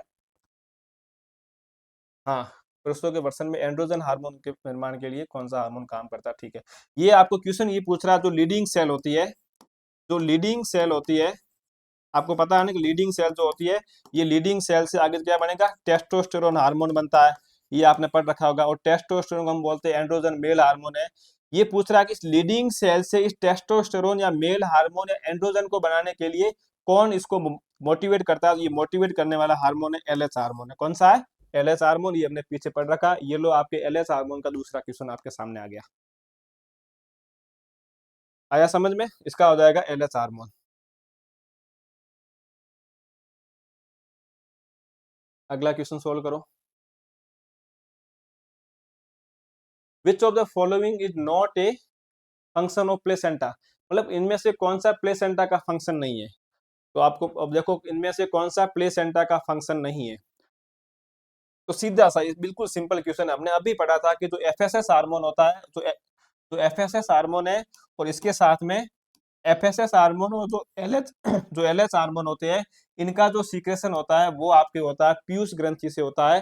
पीयूष ग्रंथि के एडिनो हाइपोफाइसिस अग्र पार्ट से होता है। लेकिन यहाँ इसने पूछा प्लेसेंटा के बारे में। तो प्लेसेंटा, ये सभी के सभी हार्मोन प्लेसेंटा से निकलते हैं। आपके सेक्स स्टेरॉइड जो सीक्रेशन प्लेसेंटा से होता है। ये आपके एसजीजी जो ह्यूमन कोरोनिक गोनेडोट्रोपिक होता है, ये भी आपके कहाँ से होता है, एचजीसी, ये प्लेसेंटा से होता है। और जो आपके रिलैक्सिन हार्मोन होता है, इसका भी जो सीक्रेशन होता है, ये भी आपके प्लेसेंटा से होता है। कहाँ से होता है, प्लेसेंटा से होता है। तो आया समझ में, एकदम सिंपल क्वेश्चन है। इसको देखते ही क्वेश्चन सोल्व हो जाता है। अगला क्वेश्चन सोल्व करो। 12 नंबर, identify the set of chromosome set of hormones that induce proliferative endometrial change in mammalian uterus that prepare for the blastocyst in implantation. स्तनियों के गर्भाशय में ब्लास्टोसिस्ट के आरोपण हेतु अंतः स्तर में वृद्धि कराने वाले हार्मोन या समूह की पहचान करनी है। सिंपल क्वेश्चन है, अगर आपने इसको अच्छे से समझ रखा है तो आप सोल्व कर दोगे। करो इसको सोल्व, मैं आपको टाइम देता हूँ, अच्छे से पढ़ लो ऑप्शन पूरे, फिर इसको आप सोल्व कर दो।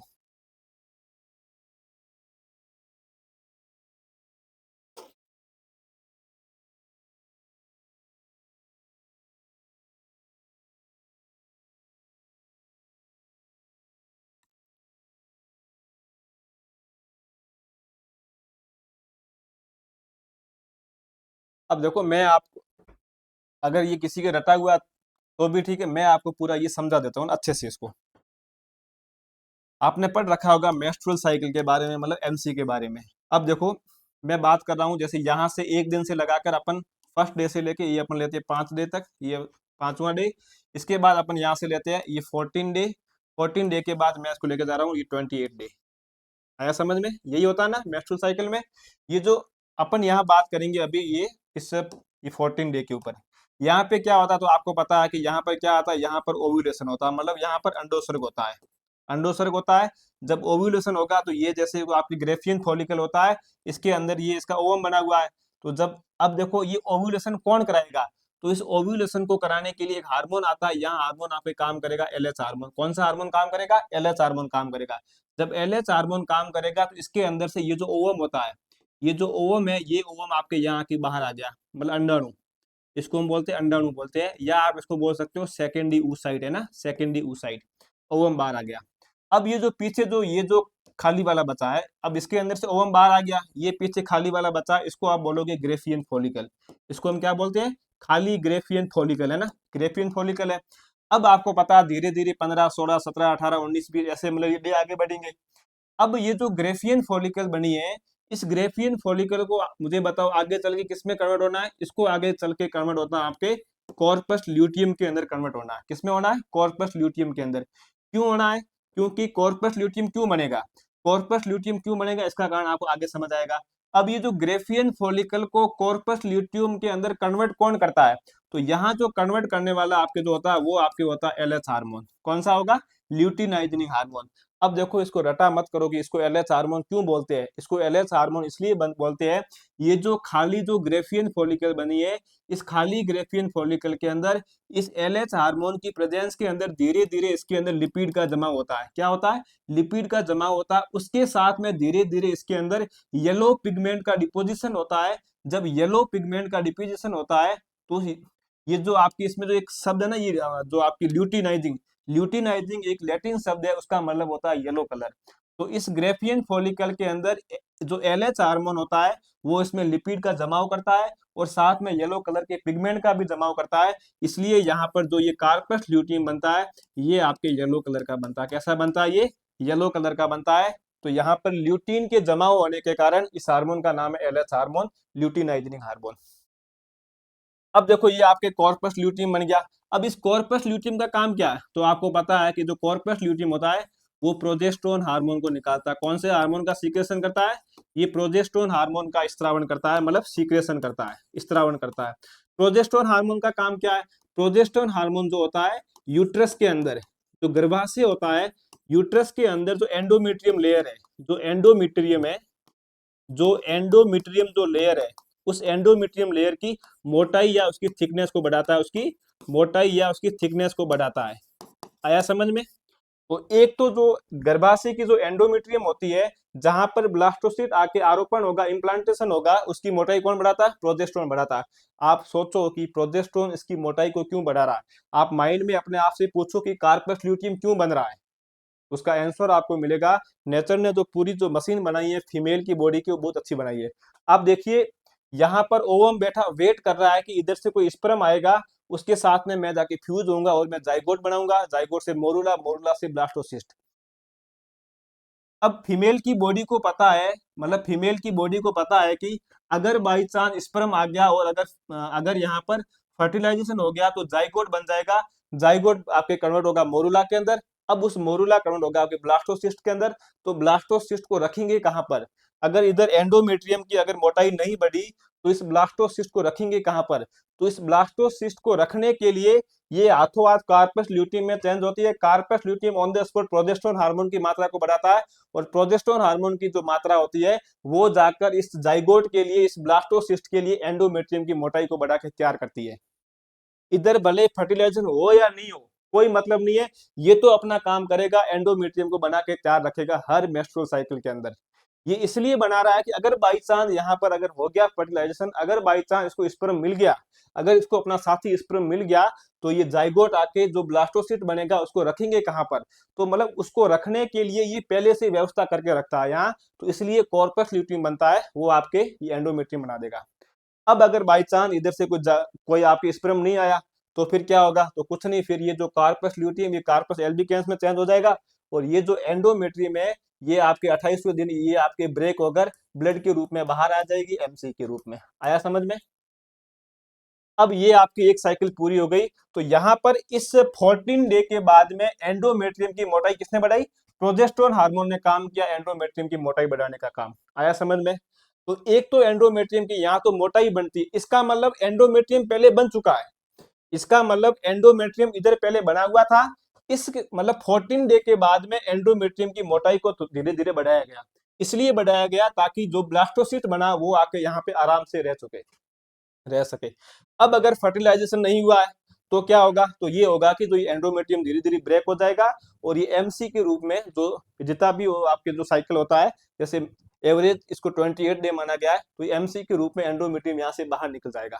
अब आप सोचो एंडोमेट्रियम बाहर निकल गया, इसका मतलब ये साइकिल वापस रिपीट होगी। अब ये साइकिल वापस रिपीट होगी, साइकिल रिपीट होगी।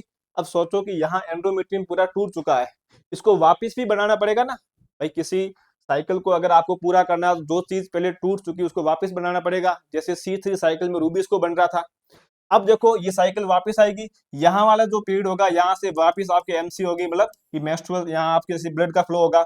उसके बाद में यहाँ से 5 से लगाकर ये सॉरी आप इसको ये 5 या 6 से लगाकर जो 14 डे के बीच का जो गैप होता है इसको हम बोलते हैं फॉलिकुलर फेज। इसको हम क्या बोलते हैं? फॉलिकुलर फेज बोलते हैं। इसको हम बोलते हैं फॉलिकुलर फेज। मतलब यहाँ पर फॉलिकल्स का निर्माण होता है। अब ये फॉलिकल्स का निर्माण कौन करेगा? तो एक हार्मोन कहता है, पीयूष ग्रंथि कहती है मैं इधर से एक हार्मोन भेज रही हूँ, फॉलिकल स्टिमुलेटिंग हार्मोन। नाम से पता पड़ रहा है फॉलिकल को स्टिमुलेट करेगा। तो यहाँ पर धीरे धीरे primary follicle, secondary follicle, tertiary follicle, धीरे धीरे ये जो फॉलिकल होगी ये धीरे धीरे मैच्योर होगी। जब ये फॉलिकल, ये ग्रेफियन फॉलिकल जो मैच्योर हो जाएगी, तो ये जो ग्रेफियन फॉलिकल होती है ये यहाँ से एस्ट्रोजन हार्मोन को निकालेगी। कौन सा हार्मोन निकालेगी? एस्ट्रोजन हार्मोन को निकालेगी। अब एस्ट्रोजन हार्मोन क्या काम करेगा? एस्ट्रोजन हार्मोन ये काम करेगा, जो एंडोमेट्रियम ब्लड के, जो एमसी के रूप में, मतलब ब्लड के साथ में बाहर आ गई थी, उस एंडोमेट्रियम का वापस ये रीजनरेशन करेगा। तो एस्ट्रोजन का काम क्या है? एंडोमेट्रियम का पुनर्निर्माण करना। तो आप सोचो, आप एंडोमेट्रियम का दो जगह निर्माण हो रहा है, यहाँ तो इसका रीजनरेशन हो रहा है। कौन कर रहा है? एस्ट्रोजन हार्मोन कर रहा है। 14 दिन के बाद में, मतलब ओव्यूलेशन के बाद में एंडोमेट्रियम की मोटाई कौन बढ़ा रहा है? तो प्रोजेस्टेरोन हार्मोन एंडोमेट्रियम की मोटाई बढ़ा रहा है। क्वेश्चन क्या पूछा था? क्वेश्चन ये पूछा था कि एंडोमेट्रियम को बनाने के कौन से हार्मोन काम आते हैं? तो एंडोमेट्रियम के लिए ओव्यूलेशन के बाद में प्रोजेस्टेरोन हार्मोन काम आएगा, और ओव्यूलेशन से पहले, मतलब उसको रीजनरेशन, जो यहाँ पे टूट चुकी थी उसको वापस बनाने का काम करेगा, वो आपके करेगा एस्ट्रोजन हार्मोन। अब क्वेश्चन को सोल्व करो। यही पूछा था ना कि जो आपके, जो एंडोमेट्रियम होता है उसको बनाने में कौन कौन हार्मोन काम आते हैं? हार्मोन का समूह। इसका मतलब दो हार्मोन काम करेंगे। तो आप देख लो, ये पड़ा हमारा एस्ट्रोजन और प्रोजेस्टेरोन। अब आपको समझ में आना चाहिए कि प्रोजेस्टेरोन ओव्यूलेशन के बाद में उस एंडोमेट्रियम की, उस एंडोमेट्रियम की थिकनेस को बढ़ाएगा। ये क्या हो रहा है? तो प्रोजेस्टेरोन होता है वो एंडोमेट्रियम के बाद में, अरे यार ये क्या हो गया, ये उसके बाद में इसकी ये उसकी थिकनेस को बढ़ाएगा, और ये उसके रीजनरेशन करेगा एंडोमेट्रियम। आया समझ में आपको अच्छे से? ये आपको सब पता है पीछे वाले। इसको सॉल्व करो। विच ऑफ द, क्या, which among the following hormones is synthesised by hypothalamus but release by pituitary gland? बिल्कुल सिंपल क्वेश्चन है, मैंने अभी आपको बताया था दो हार्मोन के नाम। ये लो, मैं आपको थोड़ा इसको ऊपर कर लेता हूं।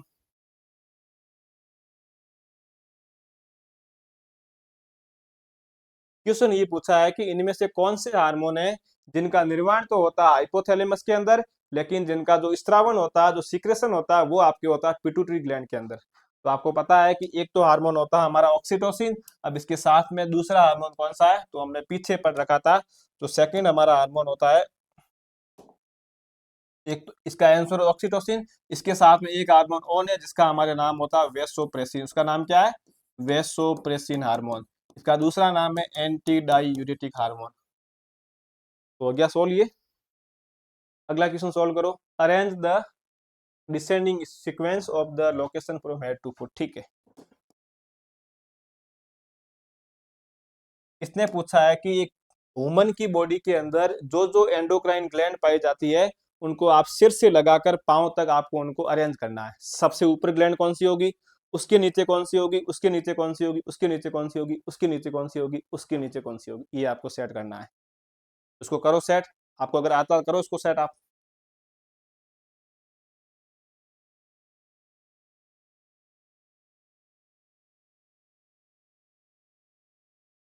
तो देखो, जब आप इसको, मैं बता आपको इजी वे बताता हूँ ना। सबसे पहले आता है हमारा हेड आता है। तो जब हमारे हेड की बात आती है, जब हमारे हेड की बात आती है, तो हमारे हेड के अंदर तीन ग्लैंड पाए जाते हैं। सबसे ऊपर आपकी होती है पीनियल ग्लैंड। कौन सी होती है? सबसे ऊपर होती है आपकी पीनियल ग्लैंड। सबसे ऊपर हमारी है पीनियल ग्लैंड। पीनियल के नीचे होगी आपके हाइपोथैलेमस। कौन सी होगी? हाइपोथैलेमस। पीनियल के नीचे होती है हाइपोथैलेमस। हाइपोथैलेमस के नीचे कौन सी होती? तो हाइपोथैलेमस के नीचे आपकी होती है पिट्यूटरी ग्लैंड। कौन सी होती है? Pituitary gland. पिट्यूटरी ग्लैंड मतलब पीयूष ग्रंथि होती है। और इस पीयूष ग्रंथि के नीचे कौन सी होगी? इस पिट्यूटरी ग्लैंड के आपके नीचे पाई जाती है। ये आपके हेड में तीन होती है। अब जब हेड के बाद नेक्स्ट बात आती है आपके नेक की, ये हमारी गर्दन आएगी ना। तो नेक के अंदर हमारी दो ग्लैंड होती है। एक तो हमारी होती है thymus, sorry sorry sorry, thyroid gland. एक तो हमारी होती है थायराइड ग्लैंड, और थायराइड के साथ में दूसरी थायराइड के पीछे होकर पाई जाती है पैराथायराइड ग्लैंड। कौन सी होती है? Parathyroid gland. Parathyroid gland. Parathyroid gland. अब नेक के बाद क्या आता है? चेस्ट आता है। तो हमारे पता है चेस्ट के अंदर कौन सी होती है, तो हमारे चेस्ट के अंदर पाई जाती है थाइमस ग्रंथि पाई जाती है। कौन सी पाई जाती है? थाइमस ग्लैंड पाई जाती है। चेस्ट के बाद क्या आएगा? चेस्ट के बाद आएगी आपकी एड्रिनल ग्लैंड आएगी, वो आपकी पाई जाती है किडनी के ऊपर। तो मैं कहता हूँ एबो किडनी, एबो किडनी, एबो किडनी। तो किडनी के ऊपर कौन सी ग्लैंड होती है? हमें पता है कि जो एड्रिनल ग्लैंड होती है वो हमारी किडनी के ऊपर पाई जाती है। अब उसके बाद हमारा आता है अग्नाशय आता है, तो उसके नीचे हमारा मतलब एब्डोमन। हमारे एब्डोमन के अंदर कौन सी होती है? तो जब एब्डोमन की बात आती है तो हमारे मतलब जो हमारा उदरीय भाग होता है उसके अंदर हमारी पाई जाती है पेनक्रियाज। कौन सी पाई जाती है? Pancreas gland. और सबसे नीचे वाला आता है पेल्विक भाग, वहां आपके पाई जाएगी टेस्टिस और ओवेरी पाया जाएगा। अब देखो इस क्वेश्चन के अंदर मतलब ऑप्शन के अकॉर्डिंग अपन को देखना है, बाकी रियल में सीक्वेंस ये होता है ना, वास्तव में इसका सीक्वेंस ये ध्यान रखना, ग्लैंड का सीक्वेंस ये होता है, आपको ध्यान रखना है। अब हमें यहाँ पर बेस्ट आंसर देखना है हमारे ऑप्शन के अकॉर्डिंग। सबसे ऊपर कौन सी है? पीनियल ग्लैंड है। ऑप्शन देखो पीनियल कहाँ, इसका मतलब ये गलत है, इसका मतलब डी ये गलत है। तो सबसे पहले पीनियल कहाँ आ रही है? मतलब सी में ना, तो ये भी गलत है, यहाँ डी ये भी गलत है, यहाँ आ रही है। तो सबसे ऊपर सी हो गई। पीनियल के नीचे हाइपोथैलेमस है, यहाँ ऑप्शन के अंदर हाइपोथैलेमस दिया हुआ नहीं है, ठीक है, ऑप्शन के अंदर हाइपोथैलेमस दिया हुआ नहीं है। तो हम चलो आगे चलो, हाइपोथैलेमस के बाद पिट्यूटरी ग्लैंड है, डी आ रहा है, तो सी के बाद डी। पिट्यूटरी के नीचे कौन सी आती है? थायराइड ग्लैंड, यहाँ ऑप्शन में है थायराइड, थायराइड ऑप्शन में नहीं है। थायराइड के बाद क्या आती है? पैराथायराइड, ये भी ऑप्शन में नहीं है। उसके बाद क्या है आपकी? थाइमस ग्लैंड, तो ये आपके आ गया ई। अब देखो यहाँ पर इन दोनों को उल्टा कर रखा है ना, बट हमें यहाँ पर हमारा बेस्ट आंसर को देखना है। तो हमारा जो बेस्ट आंसर होगा वो हमारा ये होगा 3 नंबर। लेकिन यहाँ इसने दे रखा है, इसने बी वाले को ऊपर दे रखा है, मतलब इसने पेनक्रियाज को एडिनल से ऊपर दे रखा है। जहां तक मैंने डायग्राम देखा, जहां तक मुझे इसके बारे में नॉलेज है, तो मतलब जो पेनक्रियाज होती है वो एडिनल ग्लैंड के नीचे होती है। फिर भी अगर कुछ ऊपर नीचे हो तो आप देख लेना वापिस इसको। बाकी इसका आंसर होगा ये हमारे 3 नंबर, क्योंकि बेस्ट आंसर हमारा यहाँ पे यही होगा। ये सीक्वेंस याद रखना। तो देखो जो आपके एनसीईआरटी के अंदर जब हम इस यूनिट को पढ़ते हैं तो उसके साइड में इसका एक डायग्राम दिया हुआ होता है, तो ये क्वेश्चन वहां से आया, मतलब डायग्राम के अंदर सीक्वेंस को देख के क्वेश्चन पूछा हुआ है। हमारी ग्लैंड है, हमें पता होना चाहिए ना कौन सी ग्लैंड कहाँ पर है। आया समझ में ये? अगला क्वेश्चन सोल्व करो। जीवों की वृद्धि एवं विकास के लिए कौन सा हार्मोन उत्तरदायी है? तो इसमें कोई सोचने की बात ही नहीं है, ये आपके होता है सोमेटोट्रोफिन, जिसको हम ग्रोथ हार्मोन बोलते हैं। निम्नलिखित में से कौन सा कथन सही नहीं है? विच of the following statement is not correct? तो मैं छोटा कर देता हूं थोड़ा आपके।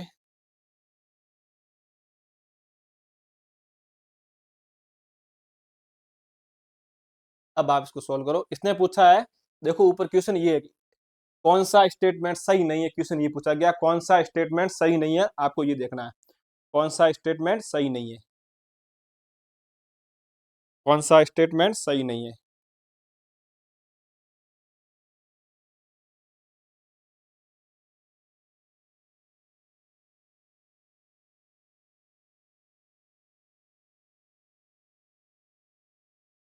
तो जिसको आता है वो कर दो, अच्छा क्वेश्चन है, मैं बता देता हूँ पूरा। अब देखो हम इसको समझेंगे। आपने पढ़ा होगा एड्रिनल ग्लैंड के बारे में, किसके बारे में पढ़ा होगा? एड्रिनल ग्लैंड के बारे में। कहाँ पाई जाती है? सर किडनी के ऊपर पाई जाती है, ठीक है। ये जो एड्रिनल ग्लैंड होती है, इस एड्रिनल ग्लैंड के 2 पार्ट होते हैं। कौन कौन से पार्ट होते हैं? एक इसका पार्ट होता है मेडुला पार्ट होता है, और दूसरा इसका जो पार्ट होता है वो इसका होता है कॉर्टेक्स पार्ट होता है। मेडुला पार्ट जो होता है इसके द्वारा 2 प्रकार के हार्मोन निकलते हैं। कौन से हार्मोन निकलते हैं? 2 प्रकार के। एक तो इसके द्वारा निकलता है एड्रिनल हार्मोन, एड्रिनलिन हार्मोन, एक तो निकलता है एड्रिनलिन हार्मोन, और दूसरा हार्मोन निकलता है नोर एड्रिनलिन हार्मोन। कौन सा हार्मोन निकलता है? नोर एड्रिनलिन हार्मोन। ये 2 हार्मोन निकलते हैं मेडुला पार्ट से। ये जो दोनों हार्मोन होते हैं, इन दोनों हार्मोन का जो निर्माण होता है, इन दोनों हार्मोन का जो निर्माण होता है वो आपके टायरोसिन एमिनो किससे होता है? टायरोसिन एमिनो एसिड से इसका निर्माण होता है। टायरोसिन एमिनो एसिड से इसका निर्माण होता है।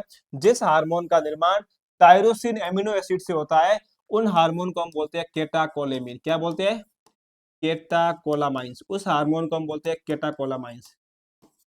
इसका मतलब एडिनेलिन तथा नोर एडिनिन हार्मोन को हम क्या बोलेंगे? केटाकोलामाइंस। क्यों बोलेंगे? क्योंकि इनका निर्माण टायरोसिन से होता है। अब इसको केटाकोलामाइन इसलिए बोलते हैं, इसके अंदर ये जो शब्द है ना केटाकोला, ये इसकी रिंग है, मतलब इसकी ये रिंग का स्ट्रक्चर है। और जो इसमें एमाइंस होता है, इसमें इसमें इसके अंदर एमाइंस ग्रुप पाया जाता है, इसलिए इसको बोलते हैं कैटाकोलामाइंस। अब आपने ये भी पढ़ा होगा, ये एक इमरजेंसी हार्मोन है और ये 3F के लिए रेस्पॉन्सिबल है। 3F कौन कौन से आपको पता होगा, इसमें एक आपके फ्लाइट आता है, भागना, एक आपके फाइट आता है, अ, लड़ाई करना, एक आपका आता है फियर, मतलब इसमें आपको डर, sorry fright, F R fright है ना, डर लगना, FRIGST फ्राइट, इसका मतलब डर लगना। जब आप एग्जाम हॉल में बैठते हो, आपका जो फर्स्ट क्वेश्चन होता है वो टफ आ जाता है, तो आप एकदम ऐसे चौंक जाते हो ना, तो वो मतलब आपको डर लगा, ये आपका फ्लाइट उस समय काम करता है। फाइट यानी आपको किसी लड़ाई करनी है उस समय, तो और ये फ्लाइट यानी आपको वहां से भाग जाना। अब देखो, जब आपको फ्लाइट यानी आपको भागना है, आपको दौड़ करना, जैसे आपके पीछे को शेर बढ़ रहा है, तो आपको क्या चाहिए, आपको एनर्जी चाहिए ना, तो उस समय आपकी बॉडी के अंदर रेस्पिरेशन की जो रेट वो बढ़ जाएगी। जब रेस्पिरेशन बढ़ेगा तो आप मतलब ग्लूकोज को यूज आप ज्यादा लोगे, तो इस समय ब्लड के अंदर ग्लूकोज का लेवल बढ़ जाता है इस हार्मोन के कारण, जब आप दौड़ करते हो तब, क्योंकि रेस्पिरेशन तथा एनर्जी की नीड ज्यादा होती है। फ्लाइट, जब आप किसी के साथ लड़ाई करते हो, मतलब सॉरी फाइट, जब आप किसी के साथ में फाइट करते हो, उस समय आपके जो आपका हार्ट रेट बढ़ जाता है, क्योंकि आपकी जो ब्लड, जो आपकी बीपी होती है वो भी बढ़ जाती है। और जो ये फ्राइट होता है मतलब डर लगना। अब ये तो आपने पढ़ लिया इसके अंदर, है ना। अब दूसरा आता है, इसका पार्ट आता है, एक आता है एड्रिनल मेडुला और कॉर्टेक्स। ये जो कॉर्टेक्स होता है, यहाँ से 3 हार्मोन निकलते हैं। कितने हार्मोन निकलते हैं? 3। एक निकलता है आपके जोना ग्लोमेरुलोसा, इसका एक पार्ट होता है जोना ग्लोमेरुलोसा, एक इसका पार्ट होता है जोना फेसिकुलेरिसिस, और एक इसका पार्ट होता है आपके जोना रेटिकुलेरिसिस। अब देखो, मैं इसको हमेशा ऐसे याद कराता हूँ, गर्लफ्रेंड रानी।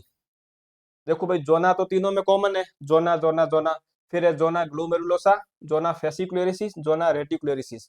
तो देखो, इस इसको याद ऐसे करो, गर्लफ्रेंड रानी है, गर्लफ्रेंड रानी है, तो इसका हो जाएगा जोना ग्लोमेरुलोसा। अब देखो, जोना ग्लोमेरुलोसा से कौन सा हार्मोन आता है, तो हमने पढ़ा है कि यहाँ से जो हार्मोन आता है उसका नाम है एल्डोस्टेरोन हार्मोन। कौन सा हार्मोन है? एल्डोस्टेरोन। और ये जो होता है, ये आपके मिनरेलोकॉर्टिकोइड ग्रुप का, मिनरेलोकॉर्टिकोइड ग्रुप का हार्मोन होता है। जोना फेसिकुलरिस, यहाँ से जो हार्मोन आता है उसका नाम होता है कोर्टिसोल हार्मोन। कौन सा हार्मोन आता है? कोर्टिसोल। ये आपके होता है ग्लूकोकोर्टिकोइड हार्मोन। ये कैसा हार्मोन है? ग्लूकोकोर्टिकोइड हार्मोन होता है। इस हार्मोन का काम क्या होता है, तो ध्यान रखना, ये हार्मोन जो होता है, ये आपके कार्बोहाइड्रेट के मेटाबॉलिक से संबंधित है। किससे संबंधित है? कार्बोहाइड्रेट के मेटाबॉलिक से संबंधित है। इसके अलावा इसमें और क्या इंपॉर्टेंट है, जब आपको चोट लगती है, तब अगर आपको चोट लगी तो बाद में आप में सूजन आएगी, तो सूजन को ये कम करता है। मतलब चोट लगने के बाद जो हमारे में इन्फ्लामेशन होता है, ये उस सूजन को कम करता है। इसका मतलब मैं कह सकता हूँ कोर्टिसोल एंटी इन्फ्लामेटरी हार्मोन है। फिर आता है जोना रेटिकुलेरिसिस, ये आपके जो है, ये सेक्स स्टेरॉइड हार्मोन का सीक्रेशन करता है। आया समझ में? अब इस क्वेश्चन को सॉल्व करो पीछे आप। देखो क्वेश्चन क्या पूछ रखा है, पैराथायराइड हार्मोन इन parathyroid hormone increase blood calcium level. मैंने आपको बताया था, पी का मतलब होता है, sorry, parathyroid hormone increase blood calcium. मैंने बताया था कि जब पीटीएस हार्मोन की बात आए, मतलब पैराथायराइड, मैंने बताया कि पी का मतलब प्रेजेंस, क्या प्रेजेंस होगा ब्लड के अंदर, तो ब्लड के अंदर किसकी मात्रा ज्यादा होगी? ब्लड के अंदर कैल्शियम प्रेजेंस होगा।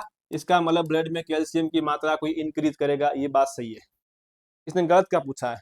फिर पूछा है corticoids, corticoids involve in carbohydrate metabolism. हाँ, ये बात सही है, हमने यहाँ पीछे पढ़ा था ना, ये वाला देखो, हमने यहाँ पढ़ा था, जो कोर्टिकोइड्स होता है, जो कोर्टिसोल हार्मोन है, ये हार्मोन कार्बोहाइड्रेट के मेटाबॉलिक में भाग लेता है, तथा ये ग्लूकोकोर्टिकोइड ग्रुप का हार्मोन है। लेकिन यहाँ क्या दे रखा है? Corticoid involve in carbohydrate. ये बात तो सही है, ये बात तो सही है, ये बात तो क्या है, सही है। लेकिन आगे देखा है, इसकी जो मेटाबॉलिज्म होती है उसको हम बोलते हैं मिनरलोकॉर्टिकोइड। ये गलत है, क्योंकि जो मिनरलोकॉर्टिकोइड होता है, वो आपके एल्डोस्टेरोन ग्रुप के अंदर आता है। इसका मतलब ये बात गलत है, इसका मतलब ये ऑप्शन भी गलत है। भाई, जब ये ऑप्शन आधा गलत है। फिर है cortisol produce anti inflammatory reaction, हमने अभी पढ़ा था, तो कोर्टिसोल होता है, ये सूजन को कम करता है, तो एंटी इन्फ्लामेटरी, ये बात भी सही है, ये भी सही थी आपके। और जो कैटाकोलामाइंस होता है, एडिनिलीन तथा noradrenaline hormone tyrosine amino acid से बनते हैं, इसलिए इनको हम कैटाकोलामाइंस कहते हैं। Are also called emergency hormone, हमने अभी पढ़ा था कि इसको हम इमरजेंसी हार्मोन कहते हैं। इसका मतलब हमें गलत पूछा था, तो गलत क्या हो जाएगा? ऑप्शन नंबर 2 आपके गलत हो जाएगा। गलत क्यों है? ऊपर वाली लाइन सही है, नीचे ये गलत है। कॉर्टिकोइड्स मिनरलोकॉर्टिकोइड्स नहीं होते हैं, मिनरलोकॉर्टिकोइड्स आपके एल्डोस्टेरोन होता है। करो इसको सोल्व आगे वाले क्वेश्चन को। पीनियल ग्रंथि किस हार्मोन का स्राव करती है? बिल्कुल नॉर्मल क्वेश्चन है, कुछ नहीं है क्वेश्चन में। आप सबको पता है कि ऑक्सीटोसिन जो आता है ये तो पीयूष ग्रंथि से आता है, वेसोप्रेसिन ये भी पीयूष ग्रंथि से आता है, ये जो थायरोक्सिन आपके थायराइड पीछे बचा, मेलाटोनिन। लेकिन इंपॉर्टेंट क्या है इसकी, इसका एक्शन, इसका काम क्या क्या वो देखो आप। जब मेलाटोनिन हार्मोन की बात आती है, देखो यहाँ हमने पढ़ा पीनियल ग्लैंड, कौन सी ग्लैंड हम पढ़ रहे हैं? Pineal gland. जब पीनियल ग्लैंड की बात आएगी तो आपको पता है पीनियल ग्लैंड जो होती है, पीनियल ग्लैंड कौन सा हार्मोन निकालती है? तो पीनियल ग्लैंड जो हार्मोन निकालती है उसका नाम होता है मेलाटोनिन हार्मोन। कौन सा हार्मोन है वो? Melatonin hormone. अब आपको बताऊं मैं मेलाटोनिन हार्मोन क्या क्या काम करता है। ये जो मेलाटोनिन हार्मोन होता है ये बायोलॉजिकल कंट्रोल करता है। क्या करता है? ये बायोलॉजिकल कंट्रोल करता है।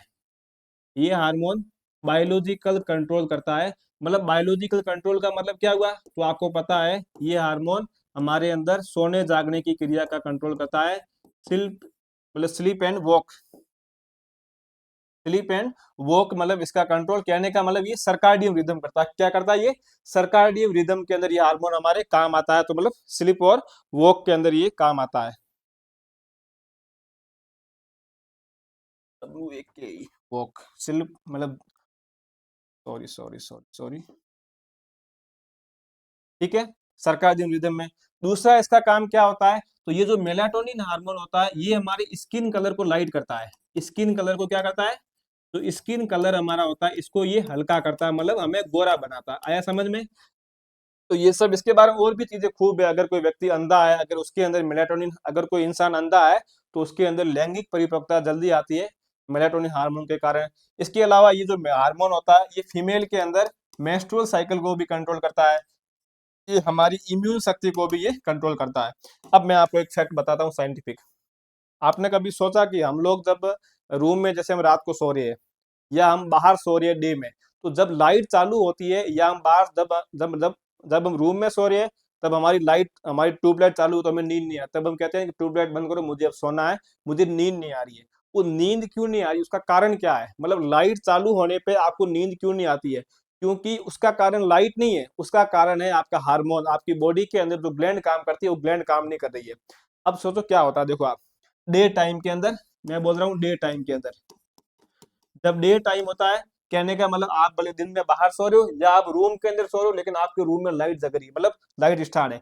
डे टाइम में क्या होगा? तो डे टाइम के अंदर लाइट आएगी। लाइट कहाँ जाएगी? लाइट हमारी हमारी आई के अंदर जाएगी। अब इस लाइट जब आई में आएगी उसको डिटेक्ट कौन करेगा? तो हमारा जो रेटिना होता है वो इस लाइट को क्या करेगा? डिटेक्ट करेगा। वो इस लाइट लाइट को डिटेक्ट करेगा। इस लाइट को डिटेक्ट करके वो सिग्नल भेजता है, रेटिना सिग्नल भेजता है। रेटिना यहाँ से क्या भेजता है? सिग्नल। किसको भेजेगा? सिग्नल भेजेगा हाइपोथैलेमस को। किसको भेजेगा? ये हाइपोथैलेमस को ये सिग्नल भेजता है। हाइपोथैलेमस में अभी किस पार्ट को सिग्नल भेजेगा? तो ध्यान रखना, इसके अंदर एक पार्ट होता है सुप्रा सुप्राकाइजमेटिक सुप्राकाइजमेटिक न्यूक्लियस। सुप्राकाइजमेटिक न्यूक्लियस, इसमें एक पार्ट होता है, ये रेटिना इसको डिटेक्ट करेगी कि बाहर से लाइट आ रही है, सिग्नल भेजेगा हाइपोथैलेमस के सुप्राकाइजमेटिक न्यूक्लियस को।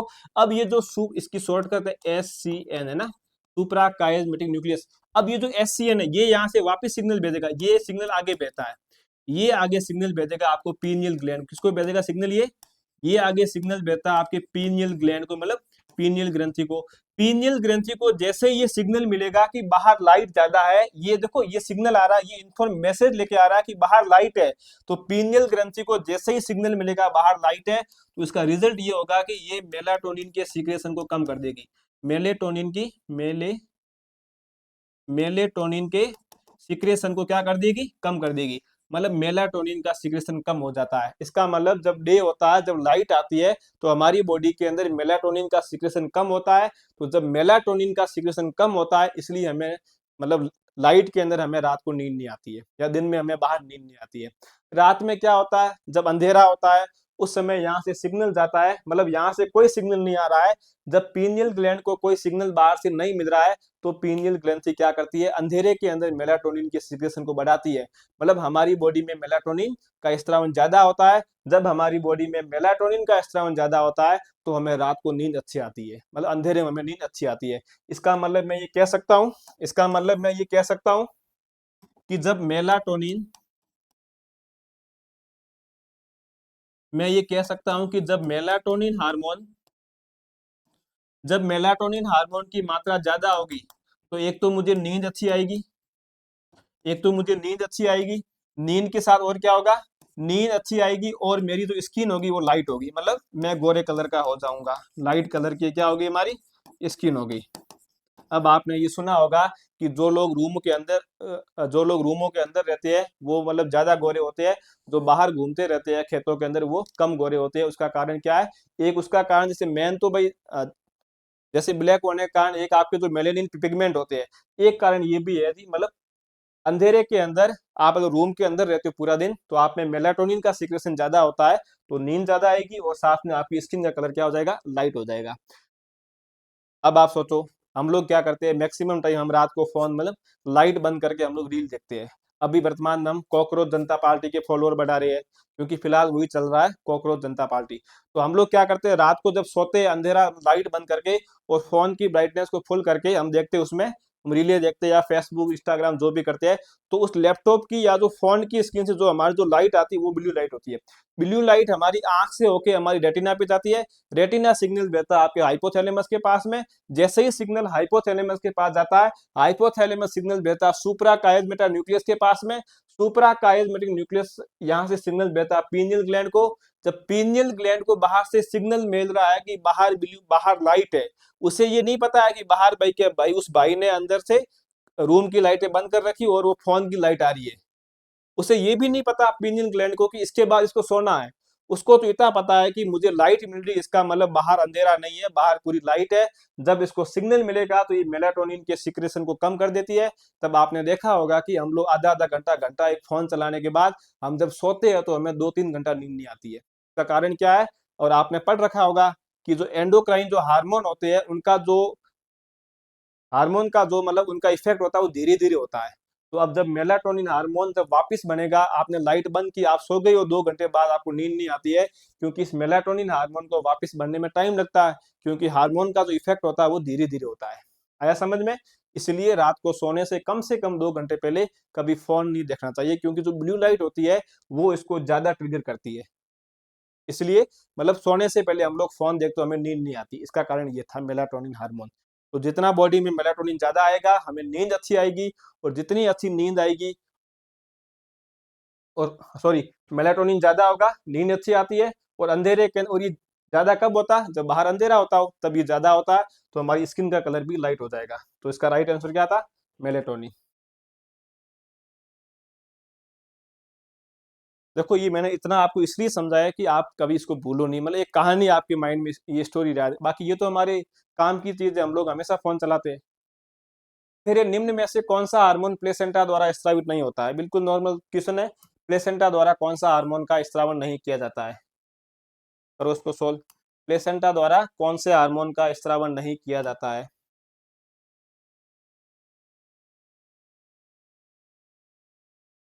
प्लेसेंटा द्वारा कौन से हार्मोन का स्रावन नहीं किया जाता। अब देखो इधर, जब जब प्लेसेंटा की बात आती है,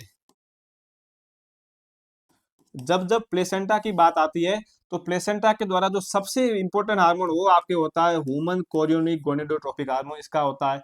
इसके अलावा एक आप पे हार्मोन और आता है ह्यूमन प्लेसेंटल लैक्टोजन, ये हार्मोन होता है। अब इसके अलावा ये और भी, जैसे ये रिलैक्सिन भी इसके द्वारा आता है, इसके द्वारा आपके एस्ट्रोजन भी आता है और प्रोजेस्टेरोन भी आता है। ये सब गौण हार्मोन है, मतलब ये थोड़ी थोड़ी मात्रा में आते हैं। मुख्य रूप से जो हार्मोन आता है वो आपके होता है एक तो ह्यूमन कोरियोनिक गोनेडोट्रोपिक हार्मोन, दूसरा होता है ह्यूमन प्लेसेंटल लैक्टोजन हार्मोन। ये दोनों मुख्य रूप से प्लेसेंटा के द्वारा स्रावित होते हैं। तो यहाँ क्या आंसर हो जाएगा, कौन सा हार्मोन प्लेसेंटा द्वारा होता है, तो हमें पता है ये जो एलएच हार्मोन होता है ये तो आपके पीयूष ग्रंथि द्वारा आता है, पिट्यूटरी द्वारा आता है। एस्ट्रोजन हार्मोन है, ठीक, हाँ ये भी आता है। टेस्टोस्टेरोन तो मेल का हार्मोन है, कोई प्लेसेंटा से लेना देना ही नहीं है। इसका मतलब ये भी गलत हो गया, ये भी गलत हो गया।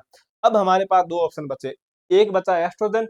एस्ट्रोजन भी आता है, लेकिन मैंने कहा था ये मेन हार्मोन नहीं है प्लेसेंटा से आने वाला, इसके साथ में ये आपके ओवरी से भी आता है और ग्रेफिन फॉलिकल से भी आता है। पीछे बचा human chorionic somato, human chorionic somato, human chorionic, ये क्या लिखा हुआ है, ये गलत हो गया ना, इसका ध्यान रखना। ये यहाँ ह्यूमन कोरियोनिक गोनेडो, ये नाम चेंज हो गया, इसका ध्यान रखना। ह्यूमन कोरियोनिक गोनेडोट्रोपिक हार्मोन है, इसका राइट आंसर हो जाएगा आपके ऑप्शन नंबर 4। आया समझ में? अब अगर इसको अगर अगर इस क्वेश्चन के ऊपर किसी ने आपत्ति लगाई है तो हो सकता है आप इसको डिलीट भी कर ले, क्योंकि एस्ट्रोजन भी थोड़ी बहुत मात्रा में प्लेसेंटा से आता है। अब आपने ये भी पढ़ा होगा, ये जो एसजीजी हार्मोन होता है ये आपके प्रेगनेंसी टेस्ट में काम आता है। मैं आपको इसके बारे में बताता हूँ। देखो आप, नंबर एक बात मुझे आप ये बताओ, प्लेसेंटा हार्मोन जो जो ये आपके प्लेसेंटा होता है इसका निर्माण कब होता है?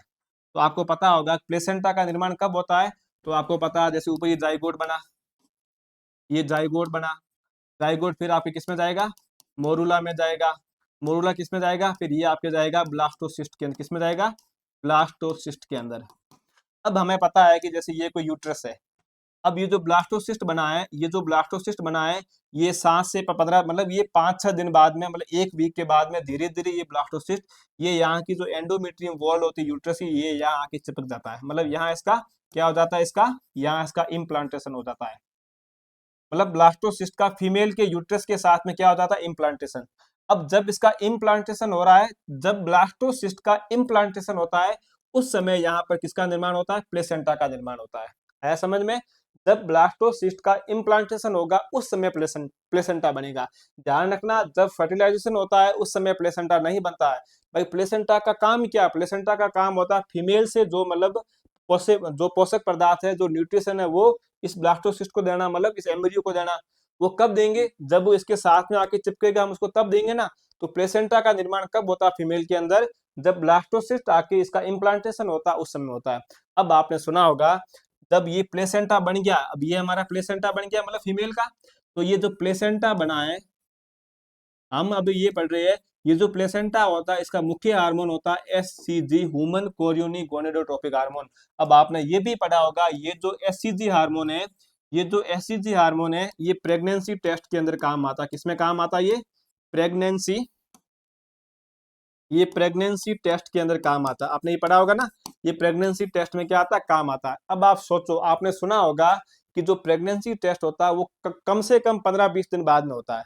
भाई जब जैसे अब अब मुझे ये बताओ पहले तो, भाई जाइगोट कैसे बनेगा, जब इसका होगा, जब मेल और फीमेल आपस में मिलेंगे गैमेट तब बनेगा ना। इसका मतलब फर्टिलाइजेशन कब होगा, तो आपको पता है कि फर्टिलाइजेशन होने की पॉसिबिलिटी 13 से लगाकर जो 16 दिन होते हैं इसके बीच में सबसे ज्यादा होती है ना, यही है ना, 13 से 16 दिन के बीच में फर्टिलाइजेशन होने की पॉसिबिलिटी ज्यादा होती है। फिर आपने ये भी सुना है कि अब अगर इन 13 से 16 दिन के बीच में अगर कोई मैटिंग हुई है मेल और फीमेल के बीच में, इसका मतलब ये जाइगोट बन गया, फर्टिलाइजेशन हो गया। अब अगर इस फीमेल को ये चेक करना है कि मतलब क्या प्रेगनेंसी यहाँ पर फर्टिलाइजेशन हुआ या नहीं हुआ, मतलब प्रेगनेंसी अचीव हुई या नहीं हुई, तो आपने ये भी पढ़ा होगा कि जो प्रेगनेंसी टेस्ट किया जाता है वो इसके 15 से 20 दिन बाद में करना चाहिए। कितने दिन बाद करना चाहिए, 15 से 20 दिन बाद में करना चाहिए। अब ये सोचो क्यों करना 15 से 20 दिन बाद में, टेस्ट तो यहाँ पर भी हो सकता था ना, लेकिन नहीं। कारण ये है कि जो प्रेगनेंसी टेस्ट में जो हार्मोन काम आता है वो हार्मोन काम आता है एसजीजी। एसजीजी जो हार्मोन बनता है वो प्लेसेंटा के द्वारा बनता है, और जो प्लेसेंटा बनता है वो आपके ब्लास्टोसिस्ट जब यहाँ आके इसके साथ में चिपकेगा तब बनेगा। और ब्लास्टोसिस्ट को यहाँ जाइगोट से होकर यहाँ तक आने में भी कम से कम 7-8 दिन का समय लग जाता है। तो 7-8 दिन तो ये हो गई। अब धीरे धीरे प्लेसेंटा यहाँ पर बढ़ना शुरू हो गया। तो क्या प्लेसेंटा एकदम से इसकी मात्रा को ज्यादा बढ़ा देगा इस हार्मोन की, नहीं। धीरे धीरे जब फर्स्ट, अब जैसे ये आपके यहाँ पर था, फिर इसके बाद ये 28 दिन है, ये आपके एक मेंस्ट्रुअल साइकिल पूरा हो गया। अब 28 दिन के बाद अगर ये फीमेल प्रेग्नेंट हुई है तो इसका ये मेंस्ट्रुअल साइकिल ये यहाँ से मिस हो जाता है। तो इसके बाद में 6-7 दिन बाद में, मतलब फर्स्ट मेंस्ट्रुअल साइकिल मिस होने के 6-7 दिन बाद में आपको प्रेगनेंसी टेस्ट करना चाहिए। क्यों करना 6-7 दिन बाद में, टेस्ट यहाँ पर भी कर सकते थे, लेकिन यहाँ पर प्लेसेंटा के द्वारा एसजीजी हार्मोन शुरुआत में कम बनता है, धीरे धीरे इसकी मात्रा बॉडी के अंदर ज्यादा बनती जाती है। फिर आपने ये भी पढ़ा होगा कि जो प्रेगनेंसी टेस्ट किया जाता है वो जो सुबह जो मॉर्निंग टाइम में जो फर्स्ट यूरिन होता है उस यूरिन के अंदर किया जाता है, क्योंकि उस यूरिन के अंदर एसजीजी हार्मोन की मात्रा ज्यादा होती है। तो वहां पर हम उस टेस्ट को आप आराम से क्लियर रूप से कर पाओगे। फिर आपने ये भी पढ़ा होगा, अगर उसके अंदर 2 लाइन आती है तो प्रेगनेंसी टेस्ट आपके पॉजिटिव होता है, और अगर 1 लाइन आती है तो वो कैसा होता है, नेगेटिव होता है। आया समझ में? यहाँ आपको मैं समझाना ये चाहता था कि जो प्रेगनेंसी टेस्ट होता है वो फर्टिलाइजेशन के 15 से 20 दिन बाद में क्यों होता है। कारण उसका ये है कि प्लेसेंटा नहीं बनता है, और जब 5 7 8 दिन बाद जब प्लेसेंटा बनता है तो वो धीरे धीरे एसजीजी की मात्रा को बढ़ाता है, और जो एसजीजी मात्रा वो धीरे धीरे उसको बढ़ने में 15 से 20 दिन लग जाते हैं, मतलब उस यूरिन के अंदर आने में। आया समझ में? इसलिए वो टेस्ट 15 से 20 दिन बाद में होता है ये। तो इसको सोल्व करो। ड्यूरिंग पार्टुरेशन, प्रसव के समय क्या होता है, ये लास्ट वाले एग्जाम में आ रखा है, बिल्कुल सिंपल क्वेश्चन है। जब मतलब डिलीवरी होती है उस समय क्या क्या होता है, कौन से हार्मोन की क्या मात्रा होती है, ये पूछा है। कौन से हार्मोन की क्या होता है बताओ इसका।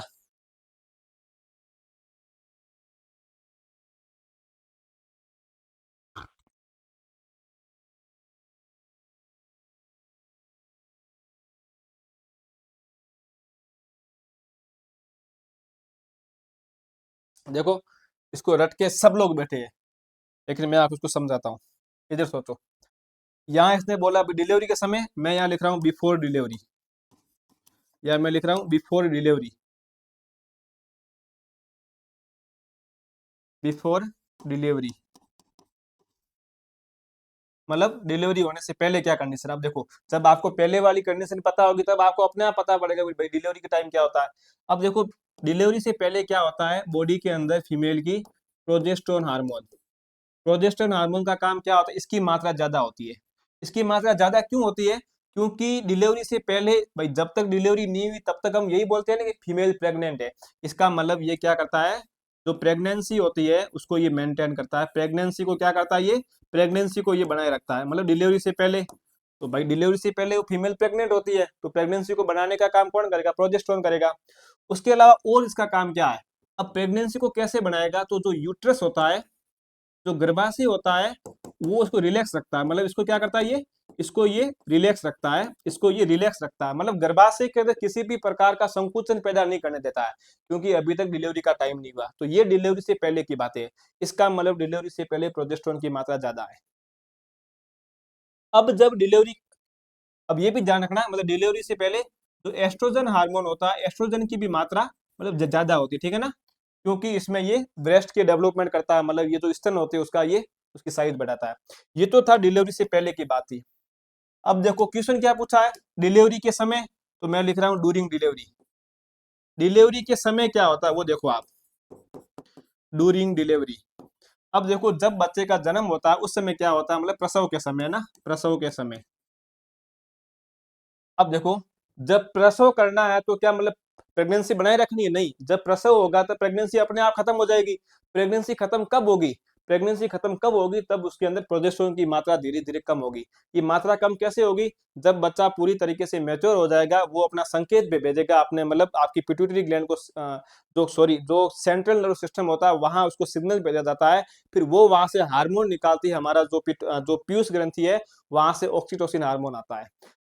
अब आप देखो, जब डिलीवरी का समय होता है उस समय प्रोजेस्टेरोन की मात्रा जो होती है, जो प्रोजेस्टेरोन हार्मोन की मात्रा है, प्रोजेस्टेरोन हार्मोन की मात्रा अचानक से कम हो जाती है। क्या होती है, प्रोजेस्टेरोन हार्मोन की मात्रा अचानक से कम हो जाती है डिलीवरी के समय। मात्रा कम क्यों हो रही है, क्योंकि प्रेगनेंसी को अब नहीं बनाना है, अब प्रेगनेंसी को नहीं बना के रखना है। दूसरा, अब जो यूट्रस बना था, जो गर्भाशय था, पहले वो एकदम नॉर्मल कंडीशन में था, अब उसमें संकुचन करना, उसमें कॉन्ट्रेक्शन करना है।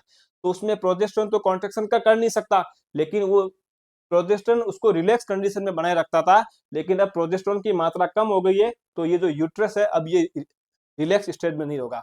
अब देखो, यहाँ पर जब डिलीवरी हो रही है तो प्लेसेंटा का, जब डिलीवरी हुई थी तो प्लेसेंटा बाहर आता है।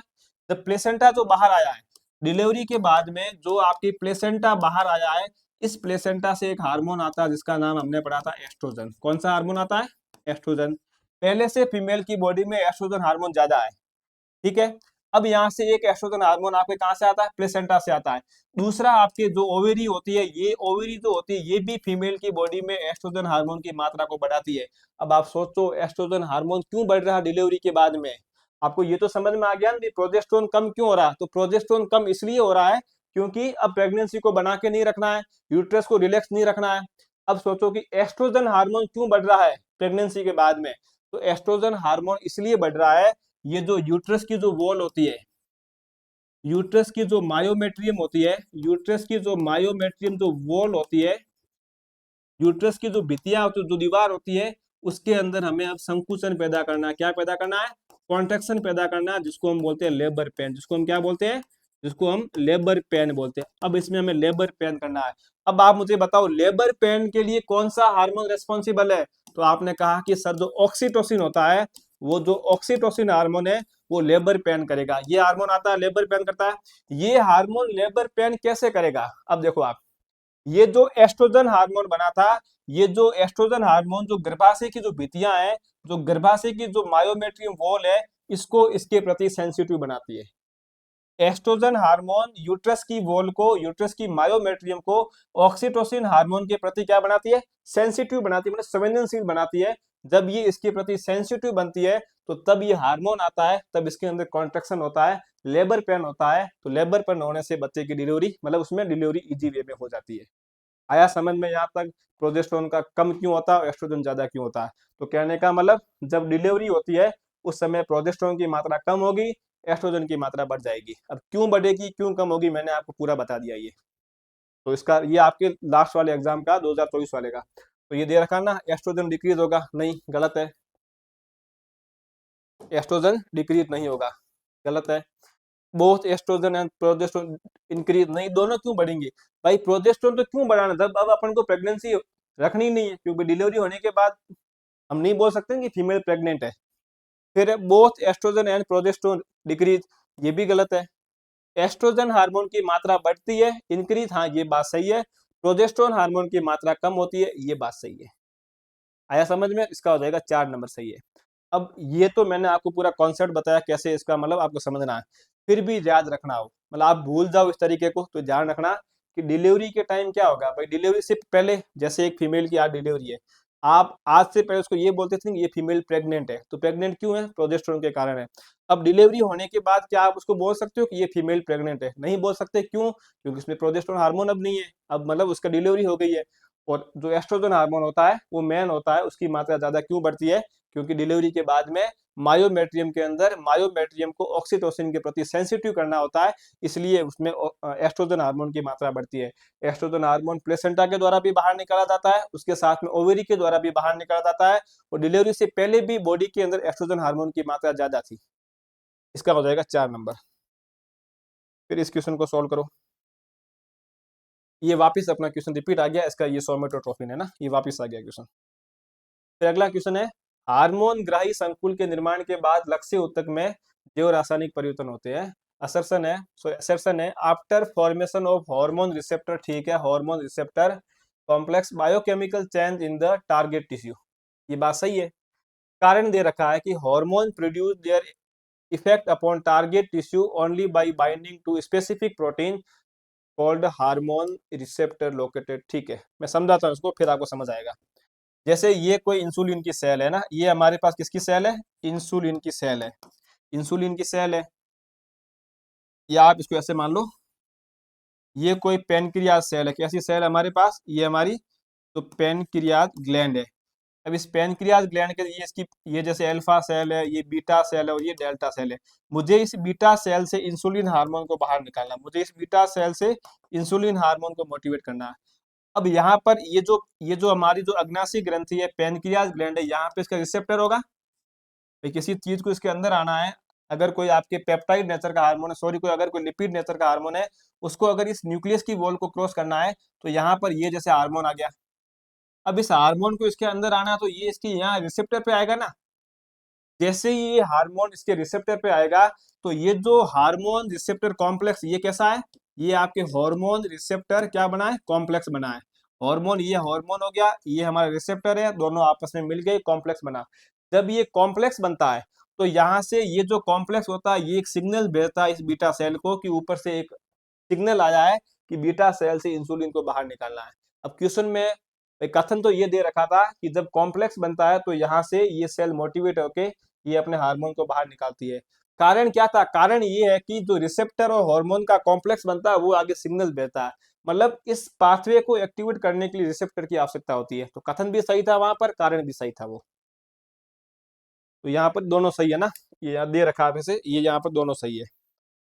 हार्मोन लक्ष्य ऊतक पर अपना प्रभाव विशिष्ट हार्मोन ग्राही से बंध कर ही उत्पन्न करते हैं ना, मतलब हार्मोन रिसेप्टर के ऊपर बाइंड होने के बाद ही वो अपनी टारगेट सेल के ऊपर जाके काम करेगा। तो सोल्व करो। The cause of the labour pain, अभी मैंने बताया था लेबर पेन कौन कोज करता है? ऑक्सीटोसिन। अब मैंने आपको बता दिया कि ऑक्सीटोसिन लेबर पेन क्यों करता है। ये हमेशा हम लोग इसको रटते हैं कि oxytocin labour pain, oxytocin labour pain, लेकिन क्यों करता है? क्योंकि एस्ट्रोजन की मात्रा बढ़ती है। जैसे ही डिलीवरी के बाद में या डिलीवरी के समय एस्ट्रोजन की मात्रा बढ़ती है तो जो यूट्रस की जो मायोमेट्रियम वॉल होती है वो ऑक्सीटोसिन के प्रति सेंसिटिव हो जाती है। और जब वो सेंसिटिव हो गई है तो जब ऑक्सीटोसिन आएगा उसके ऊपर काम करेगा तो उसके अंदर पेन होगा, उसमें क्या होगा? पेन होगा, मतलब तो उसको हम बोलते हैं लेबर पेन। तो अब इसको रटना मत कि ऑक्सीटोसिन लेबर पेन करता है, इसको समझना कि ऑक्सीटोसिन लेबर पेन क्यों करता है। मैंने आपको बता दिया क्यों करता है। क्या पता कई बार क्वेश्चन पूछे, वैसा इतना क्वेश्चन लॉजिकल कोई नहीं पूछता है, फिर भी आपको नॉलेज होना चाहिए क्योंकि आप फर्स्ट ग्रेड पढ़ रही हो। तो ये आपके हो गया सब कुछ। अब उसके बाद अगला देखो, अगला क्वेश्चन है which is called as 3F hormone. मैंने अभी बताया था फ्लाइट, फियर और फियर, फाइट, फियर और फ्लाइट। तो आपको पता है ये आपके हो जाएगा एड्रेनलिन हार्मोन। प्रोलैक्टिन हार्मोन कहाँ से आएगा? पीयूष ग्रंथि के अग्रभाग से आएगा, मिल्क प्रोडक्शन करेगा। फॉलिकुलर हार्मोन, ये क्या फॉलिकुलर, ये आपके एफएसएस हार्मोन की बात हो रही है। पिट्यूटरी हार्मोन, ये पीयूष ग्रंथि के हार्मोन है। तो ये आपके एड्रिनल ग्रंथि का जो हार्मोन होता है ये आपके इसमें काम आता है। इस क्वेश्चन को सोल्व करो। हार्मोन हेल्प इन पार्थुरेशन, मतलब शिशु जनन में कौन कौन से हार्मोन सहायक होते हैं? क्या मुझे बताओ, ल्यूटिनाइजिंग हार्मोन सहायक होता है? नहीं होता है। क्या एफएसएस सहायक होता है? नहीं होता है। ऑक्सीटोसिन होता है जो आपके लेबर पेन करना है, लेबर पेन करता है। लेबर पेन क्यों होता है? क्योंकि उसकी वॉल उसके प्रति सेंसिटिव होती है। सेंसिटिव क्यों होती है? एस्ट्रोजन के कारण होती है। देखो बुक में इतना दे रखा है ना कि ऑक्सीटोसिन लेबर पेन है, लेकिन मैंने आपको समझाने के लिए पूरी रामायण बताई है। ऑक्सीटोसिन, रिलैक्सिन हार्मोन, ये प्लेसेंटा के द्वारा आता है। रिलैक्सिन हार्मोन का काम होता है जो फीमेल का जो नीचे वाला जो पेल्विक पार्ट होता है, जो मतलब जहाँ से जो वेजाइना वाला पार्ट जो पेल्विक पार्ट है उसको ये उसमें ये उसको स्मूथ, मतलब उसमें उसको सॉफ्ट बनाता है। कहने का मतलब उसमें रिलैक्स प्रोवाइड कराता है ताकि उसका साइज बढ़े। तो ये उसके अंदर रिलैक्सिन हार्मोन पेल्विक पार्ट में रिलैक्सन प्रोवाइड कराता है। तो इसका हो जाएगा ए और सी। ए और सी आपके हो जाता है इस लास्ट ऑप्शन के अंदर, इसका हो जाएगा आपके ए और सी। अगला क्वेश्चन सोल्व करो। ये आपके वहां, इसको सोल्व करो। ये भी आपके सुना रखा है which pair is not correctly match, मतलब कौन सा सही नहीं है, कौन सा सही नहीं है, आपको ये सोल्व करना है। इसको आप सोल्व कर दो। इस क्वेश्चन को सोल्व किया जाए। एक 7 नंबर क्वेश्चन और था, आपने गायब था इसमें।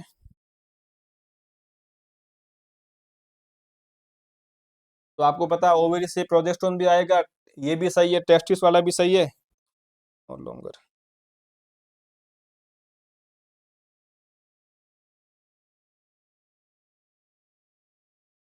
हाँ तो आपके ये भी सही है, ये भी सही है, ये भी सही है, ये भी सही है कि इसकी जो अल्फा सेल होती है वहां से ग्लूकागोन आता है।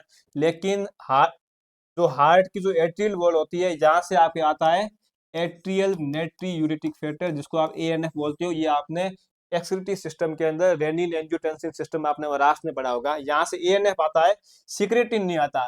सिक्रेटिन जो आपके होता है ये स्मॉल इंटेस्टाइन होती है, उसका जो ड्यूडेनम पार्ट होता है ये वहां से आता है, ध्यान रखना। तो जो सिक्रेटिन होता है ये स्मॉल इंटेस्टाइन के ड्यूडेनम पार्ट से आता है, न कि ये हार्ट की एट्रियल वॉल से आता है। हार्ट की जो एट्रियल वॉल होती है वहां से आपके एएनएफ हार्मोन आता है। आया समझ में? अब जो आपका 7 नंबर क्वेश्चन था हमारे यहाँ पे जो गायब था, इसमें ये आ नहीं रखा था यहाँ पे।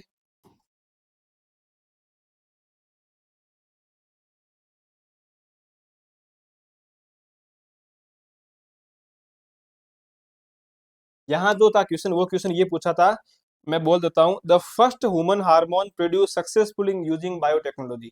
बायोटेक्नोलॉजी का यूज करके सबसे पहले कौन सा हार्मोन बनाया गया था? आप ऑप्शन देख लो, इसका एक ऑप्शन है एड्रिनलिन, एक इसका ऑप्शन है एड्रिनलिन, आपको पता ये नहीं है। उसके बाद दूसरा ऑप्शन इसका है कैल्सिटोनिन, कैल्सिटोनिन, और थर्ड ऑप्शन इसका है ह्यूमन ग्रोथ हार्मोन, और फोर्थ ऑप्शन है होमुलिन, फोर्थ ऑप्शन है होमुलिन। तो आप सबको पता है होमुलिन का दूसरा नाम होता है इंसुलिन। ये मैंने आपको बायोटेक क्लास में बताया था। इसमें ई कोलाई बैक्टीरिया को यूज करके इसका निर्माण किया गया था। तो बायोटेक्नोलॉजी के द्वारा जो सबसे पहले जिस हार्मोन का निर्माण किया गया वो आपके था होमुलिन। तो ये आपके क्वेश्चन थे जो आपके फर्स्ट ग्रेड के अंदर बायोलॉजी एग्जाम में आ रखे थे। ये क्वेश्चन वो है जो आपके फर्स्ट ग्रेड के अंदर बायोलॉजी एग्जाम के अंदर आ रखे थे। ये आपकी पूरी होती एंडोक्राइनोलॉजी। अब अपन कल सॉल्व करेंगे या एनिमल फिजियो, जो बाकी वाले पूरे क्वेश्चन है लगभग 40-50 क्वेश्चन वो सॉल्व करेंगे, या अपन सॉल्व करेंगे टेक्निक्स वाला पोर्शन जिसके अंदर आपके क्रोमेटोग्राफी है, सेंट्रीफ्यूगेशन है, एलाइजा, ये सब क्वेश्चन आ रखे अपन वो सॉल्व करेंगे कल की क्लास में। तो मिलते हैं अपन कल नेक्स्ट क्लास के अंदर। तब तक आप लोग अच्छे से रिविजन करते रहिए बिना किसी डर के। Thank you.